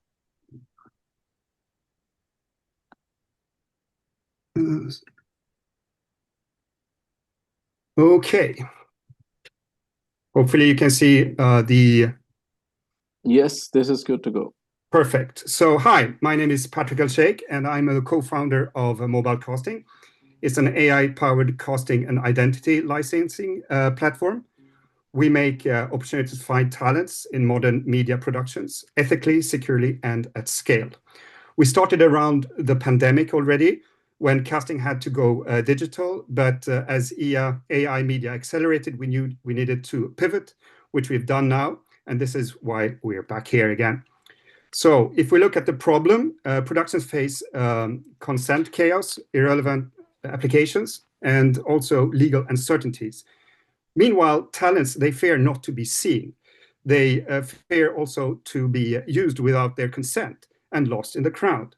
And that's where mobile casting meets the moment with ethical, scalable, and identity licensing, just when it's needed the most. So what we do is that we flip the script through an AI-native casting platform that helps productions discover real people, capture their consent, license identity, and deliver assets. We do this fast, compliant, and end-to-end.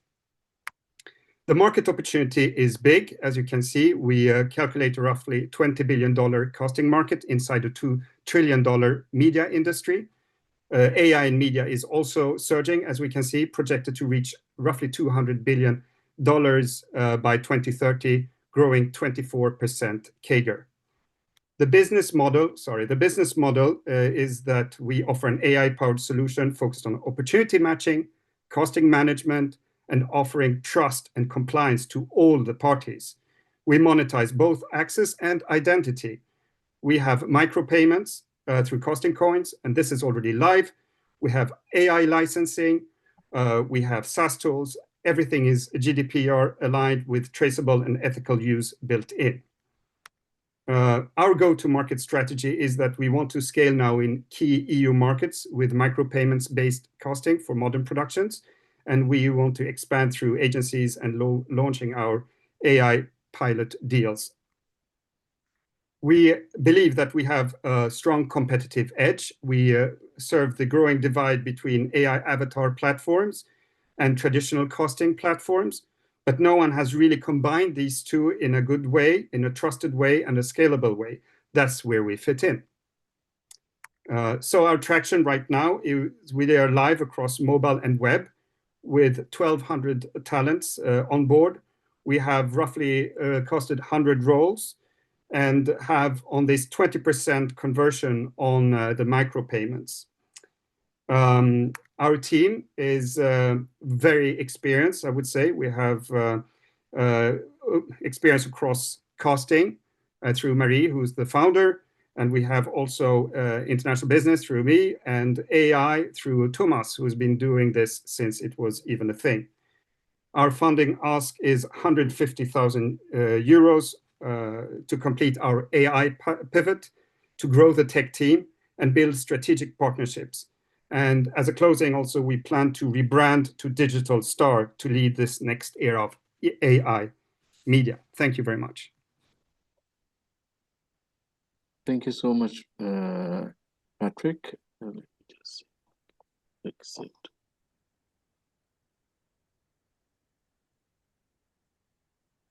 Yes, Anders. Thank you so much, Patrick. So interesting. This is a somewhat, I think, tricky space to get your arms around for an investor. So I would maybe spend some time in sort of trying in even more detail to explain. This is sort of how it works in the 1.0 way, and now we're building the 2.0 way. And these are sort of steps in the journey that then would be significantly better for the ecosystem, the talent and the ones needing the talent and potentially others as well. So you sort of get the investor a bit more into the space. But otherwise, good. Thanks. Thanks. Thank you. Adrian? Yeah, it was exactly. I think that's the reason why there aren't 100 hands directly, because this is, again, something I haven't met a company doing exactly this. So I'd spend also some time on that. I'd love to understand stuff like Statistics.se. I mean, how much are they? How much revenue do they have? All of those companies, just to understand if this is like the real opportunity, just locally in Sweden and in the Nordics. And then also a little bit around the business model. I'd love to learn more about it. But I think Anders said it right. So explain for the investors this industry. We'd love to meet and explain more. Great, thank you. More feedback for the startup? Yes, Karin. Yeah, again, what the previous investor said, I totally agree with that.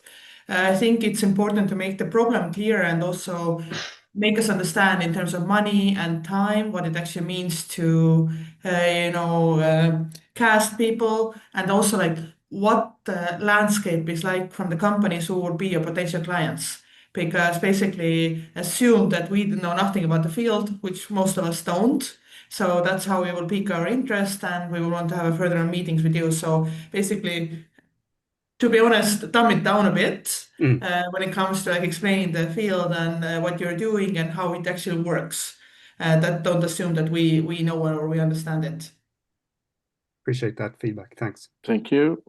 Magnus? Yes, I was about to say similar things, that since this is a little bit of an unusual space to invest in, and I think that many of us, at least myself, doesn't know much about it, since we are tech and deep tech investors, we would be interesting to know a little bit more about the market. How does the market work? What does the customer segment look like? And those kind of things. We get a better understanding of that entire market and market segment. Thanks. That was great. Interesting presentation. Thank you. Thank you. Amazing. So that was mobile casting.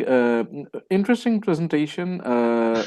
Connect has plans to start something in creative tech. So I think we feel the need for when creative entrepreneurs are presenting. We did a major event in April as well. There has to be some sort of a context setting, like, because so we'll see how that goes in the second half. But Patrick, thank you for the presentation. Let me see who is next now. Just a minute. We need to do a quick check how we are doing on time. So Nordic Information Control. So Rami, if you are ready, let's go. Yes, that's visible. Let's see if we can hear you. Good. I hope you can hear me. Yes, we can hear you. Let's go. Awesome. All right, let's go then. So hi, everyone. My name is Rami. I'm a co-founder of Nordic Information Control. We are a B2B SaaS company on the mission to automate information security. Now, do you know where your sensitive information is? That's quite an important question, because this is what we are seeing every day.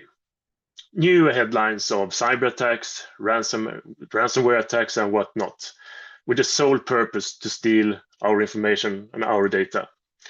And these cyber criminals, they are they're making money off this. That's why we're seeing increased frequency of these type of incidents. If you happen to be part of one, it could be devastating for your business or for your organization.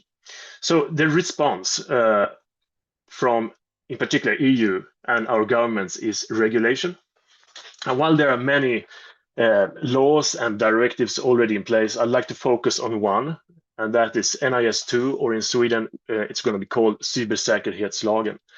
It aims at enhancing our cybersecurity of our Swedish companies and organizations. It's going to impact somewhere between 20 to 40,000 organizations and businesses when it comes into effect, and that is Sweden only. Many of these in industries that haven't previously been regulated at all. So it's going to be a challenge for them to start becoming compliant with this new law when it comes into effect. So how would they go about it? Well, most likely they will contract one of these 4 guys, and they will run workshops, they will create Excel sheets, they will do some PowerPoints, eventually end up in some kind of a risk analysis outlining the most important risks. And out of that, you can then take actions to mitigate them. One big area of this new law is to have control of your information. So regardless of what you're doing here in this process, you will end up doing information control in some way or another. So while you spend 1 to 2 years of identifying that you have to do it, our suggestion is, why don't you start here too? Because you will do it anyway. So then, what is information control? Well, basically, it's the process of cataloging and classifying all your information, meaning, what information do you have? What is it? Where is it stored? Who or what system has access to it and how? And then, how sensitive is it and how do you actually handle it? So the task here is to maybe go through tens of terabytes of data, maybe millions of files, and then put a sensitivity label on it. And once you have that, you're able to kind of handle it in the right way. Well, these types of sensitivity files in this certain sensitivity bracket should be encrypted or stored in a specific place, etc. Now, this is a huge task to be done manually, so you need to automate it. And that's why we built a Nordic Information Control platform with the sole purpose to automate the process of cataloging and classifying all your information. And we do this regardless where it's stored. Whatever system is stored in or database, we will find the information and we kind of create an X-ray of everything you have. Now, based on that X-ray, we can also output, which is the key result here, how you're handling your sensitive information. So as an example, if you're a healthcare provider, your patient journals should be stored in your patient journal system. That's the location for them. If we find them, for example, in your email outbox or on the private OneDrives in your organization, something is wrong. We shouldn't be able to find them there, and you are at high risk of breach of this information. So we will report on those findings. As a bonus, you are at 4 minutes mark now. Oh shit! Okay, I will hurry up. As a bonus, we can secure AI deployments since we know what data is what data you have. So we do this for a fixed monthly cost and scaling with number of systems. Here's our customer base for the time being, constantly growing. Current ARR is about 200,000 euros per year. Churn has been 0 so far. And we closed the seed round with our first VC this summer, now looking at bringing in 1 million euros around the end of this year in order to scale up. Team is in place, and I guess I'm at 5 minutes, unfortunately. but good to know those last slides. I think the intro went too long. But Anders. So Anders Nygren and then Anders Hallin. Anders and Anders. That's the team. Thanks a lot. I've actually been spending some extra time or focus on this space. I think this is super interesting, very complicated, very sort of tech heavy and whatnot. So my recommendation would be to try to sort of simplify this significantly. Again, you're sort of selling. You're not really selling the company, right? You're sort of selling the next meeting in a way. But despite that, I would gladly continue the dialogue. So please reach out if you're interested, and then we can jump on a call. Thank you, Anders. Anders. Cool. Now, great presentation. I think I like this space. I've also done a bit of a deep dive in at least an adjacent area recently. So I think the timing is right for this type of product. You have commercial traction. Like, don't do that the last 4 seconds of the presentation. Talk about it earlier. And I want to know, like, okay, so we already signed this number of customers. We signed them this quickly. This is the average ACV, more stuff on that commercial traction, because at the stage where you are at, that's super interesting, and customer validation is so important in the early days. So I want to have that upfront. Yeah. Thank you. Adrian? Cool. Yeah, it seems like everyone has been looking into this space recently, so have I. And I think my 2 comments on top of what the other one said is, number one, I think there's already an existing space here of both global compliance platforms and Nordic compliance platforms. I think they are legacy, but I think still you need to address those and what those do and what you do different. And then I'd spend personally, I think the interesting part in this space is around the role of AI in automating things that couldn't be automated before. So I'm assuming that you're doing that, and I'd love to just understand how, and that's where I would actually spend the bulk of the discussion. Got it. Yes, we are doing that. Amazing. We can take 1 more minute of feedback, because then we have 2 more startups. So Magnus, maybe very quickly. This is incredibly important and very hot area. So it would be interesting to know a little bit about the competition and competitive advantage, and also the customer acquisition process and the customer acquisition cost.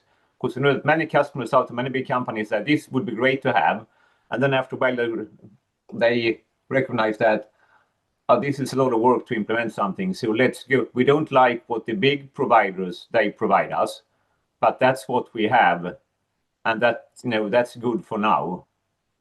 Although we understand what you have is much better, so let's go for the lazy solution. Thank you, Magnus. We'll unfortunately need to close the feedback round, but I think you can reach out to all the investors on their venture sites and otherwise on LinkedIn. We'll go with the second last presentation of the day. So, Samplimai, you're next. Great, thank you. Great to meet everyone, and thank you for the invitation. So let me see if I can share this. So my name is Patrick. I'm CEO and co-founder of Samplimai. And now imagine being the health minister of Italy, where they recently introduced a law that all children between 1 and 17 are to be screened for diabetes type 1, due to a revolutionary drug that actually can slow down the progression if caught early, which is awesome. However, you now need to find all the kids in need of this drug, and therein lies the problem. Getting 6.9 million children to take a blood draw is next to impossible. But don't panic, we have the opportunity to help you. And similar to DBS methods, our solution allows for a simple self-sampling in the comfort of your own home, where the samples can be sent by regular post to the lab, removing the barriers of our current impractical standards, requiring both healthcare professionals and complex coaching and logistics. However, we take it even further. And our one-step collection method also limits contamination risk and use errors associated with these finger pricks. It's a small device that you stick to your skin and simply push a button for a painless extraction of blood directly into an analytical paper, where it dries and then remains protected when sent to the lab. So no more need for these messy and painful finger pricks. But we also go beyond blood. And our second device collects dermal interstitial fluid, which is a fluid between the cells in your skin. And unlike blood, which is systemic, this contains unique local bioinformation, valuable for drug development or an alternative to invasive skin biopsies. Where AI can detect the risk of skin cancer, it still needs a biopsy to confirm. And instead, a sample at home could detect cancer biomarkers leaking into the ISF for diagnosis. Our moat is to provide the easiest self-sampling solution at scale. And where our competitors in blood either collect liquid samples relying on the complex logistics, or are still using the painful finger pricks not suitable for frequent sampling. And within the ISF market, there's only a handful of competitors globally that either have limitations due to size or are still far from market ready. And a testament to this is our first pilot project together with Procter & Gamble's Global Research Unit. We actually tested several of our competitors, but preferred ours for its simplicity and home sampling potential. And this is a fast-growing market and a perfect timing with increasing need for bioinformation. Today we're at 8 billion euros and expected to double in the coming years, where we will take a sum of 180 million, where our first customers are within the research market, where we already now can sell kits for research use only, and with regulatory approvals expand into decentralized clinical trials, while simultaneously identifying high-impact applications that we then can bring into the diagnostic market for screening and medical purposes. SampleMy is a KTH spin-off of world-leading researchers and business developers from pharma and medtech, and we now seek 400,000 euros, which will, together with other financing, give us 18 months runway. And as we already have the fundamentals in place, this will take us through the proof of concept phase. And our mission is clear. We will provide the sampling tools needed to easily screen 6.9 million children and fundamentally change how we can access bioinformation at population scale. Thank you. Thank you. Let's take some feedback. I just want to know, because I was writing something. Anders, you have a hand up from now or before? Yeah, I thought I could just sort of leave it up for all the coming presentation. No, so this is actually for this one. So super short. I think this is crazy cool stuff, and I think you presented in a way that that really makes it crazy cool as well. So one thing, you had this slide which sort of the old sort of workflow or customer journey, and the new one, love that one. Jesus, everyone should have that in a pitch deck. It's just amazing, easy to understand even for me, right? And then I've seen you guys before. I think I potentially sort of dropped the ball. So I would like to sort of discuss more if you're interested. Absolutely. Awesome. Thank you. Karin. Yeah, thank you for the presentation. I think really easy to understand and also something that's really needed. As this kind of medtech is a bit tricky, I would have wanted to know more about what kind of licenses do you have, in what process are already with them, what do you have, how long will it take? Because I think that will also affect like how fast you'll get to the market, and also in the future, is there any difference between different kind of countries? And I think also with this kind of testing, what are the legal responsibilities? I mean, like if people are using this at home, for example, it says that the child has diabetes 1, they start taking medication, turns out they don't. Then also like what's the protection there, or who takes that responsibility? Because I think that will also can be a bit of a red flag for investors to make sure like how liable you might be in the future. I would like to just give one intel to that. Like this is one of the reasons why we want to start also in the research field. A lot of the competition are fighting in the medtech area. We know it always takes time to break into that space and mature it. So we can wait for them to pave the way, and we will start building sort of success stories from the research field, which is huge still. Thank you. Magnus? First, a disclosure. I'm on the board of directors of Sample Facts. That was on one of your competitor slides. So just to, so we don't answer anything inappropriate. Great that you had the competitive advantage versus the other two Swedish home sampling companies, Capitainer and Sample Facts. It would be really good to see sort of where are you from where are you with the product, and from a TRL perspective, when do you expect to hit the market? Yeah, so we already have a RUA product now that we don't. Patrick, that's later. So you guys can read. I'd love to set up a meeting. Amazing, Anchelet. Thank you, Magnus. I can't hear you. Yes. Hello, Patrick. Yeah. Nice to see you. A good pitch as usual. And I must say, I'm very impressed because I heard you guys talking before, and I really like your process. I think it's you have really reached other levels. And so I also want to hear more about your collaboration, and as you mentioned, because as earlier speaker said, it's so important for the medtech area for coming exits and so on. Great points. Elsa, quick one.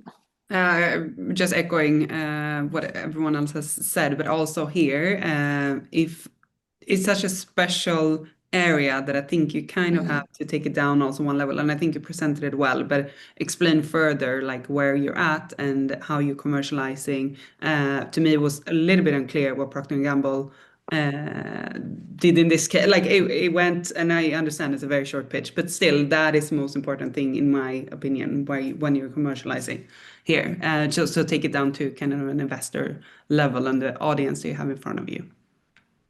Thank you. We are just we are already overrunning by time. So my first alert would be for everybody that we will outstrip the time by 2 or 3 minutes. So this will be around 12:33 that this will be closing. And the last part is that we will take a group photo. Whoever wants to be in picture alert, we'll take a group photo for LinkedIn. But let's go to our next, the last startup. Hans, you're next. Hey, great. Hope you still have some energy left. Yes, a lot of energy. Coca-Cola all the time. And then, so let's get it up here. So, do you see my screen now? Yes, this is good to go, Hans. Okay, to something completely different. Did you know most trucking emissions come from long distance trucking?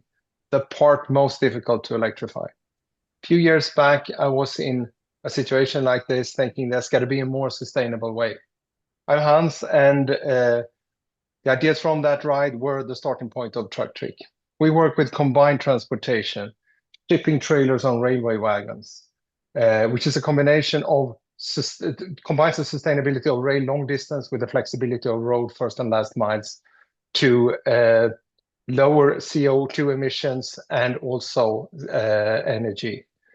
But the transition between road and rail is a limiting factor in relation to access and competitiveness. Only a fraction of the trailers in the market, the most predominant loading unit in Europe, can actually be lifted, which is a problem as we need to decarbonize long distance trucking.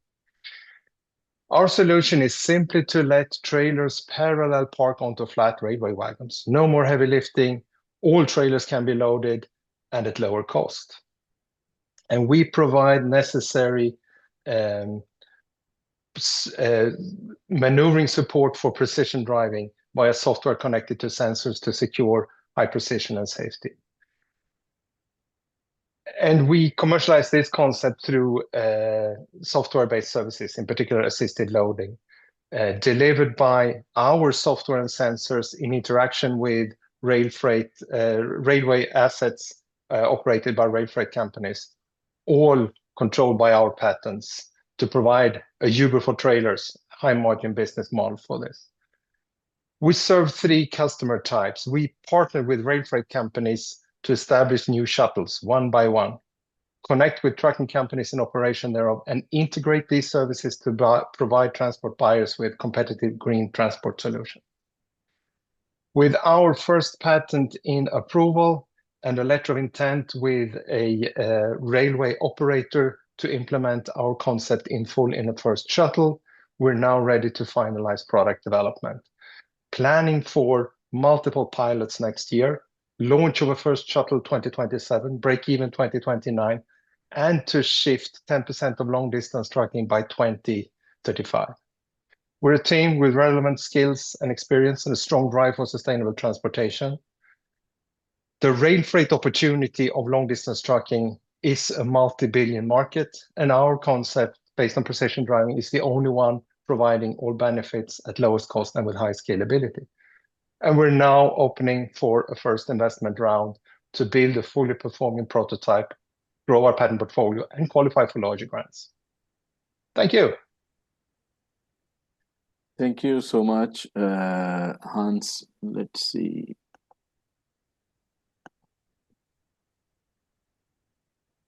Yes, Anders. Thanks a lot.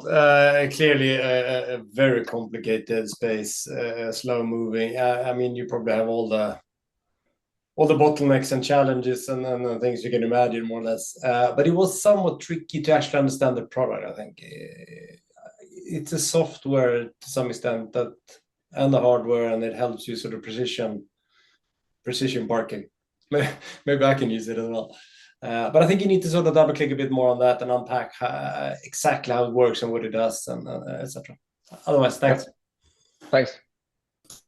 Thank you. Any more feedback? Yes, Amanda?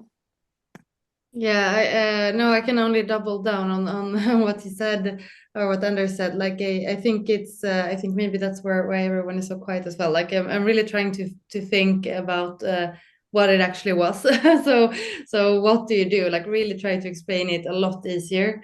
And maybe you don't have to go into all of the details of how it works, but really like simplify it 100 times.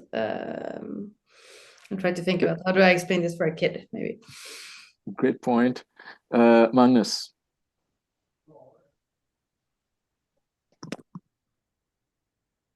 We can't hear you yet. Hold on. Sorry. Thank you for a good presentation. As I understood it, it was to enable more freights on trains instead of trucks. And that's very good. My question is, or comment is that is it only emission thing that gets the transportation companies to use this, or they save money as well on the transportation? If that's so, that should be very clear in this, because I think, like Anders said, there will be a lot of obstacle on the way. I don't think transportation service is the one that's first in line for new technology and things. So I think saving money is always a good thing for business. Amazing. Thank you so much for feedback. Before we formally thank you, I'll request everyone, whoever wants to be on camera, to open their screens, and we'll take a group picture with all the startups. The way I have understood, Hans, I think you're onto something very interesting. The way I've understood it, that if I go back to what Anders said in the previous presentation evaluation, that if you have the traditional process, that currently what you do is there are trucks which land on the railway tracks. Eventually, containers are transported, and that process is inefficient. What you are doing is that you don't have to lift the containers up and those get through those issues. The truck can simply turn in a different way, and that goes this many ways smoother and leads to this. So that visualization I understood in the second meeting. So I think that probably is where this will simplify. But good pitch and great energy from all the startups and investors.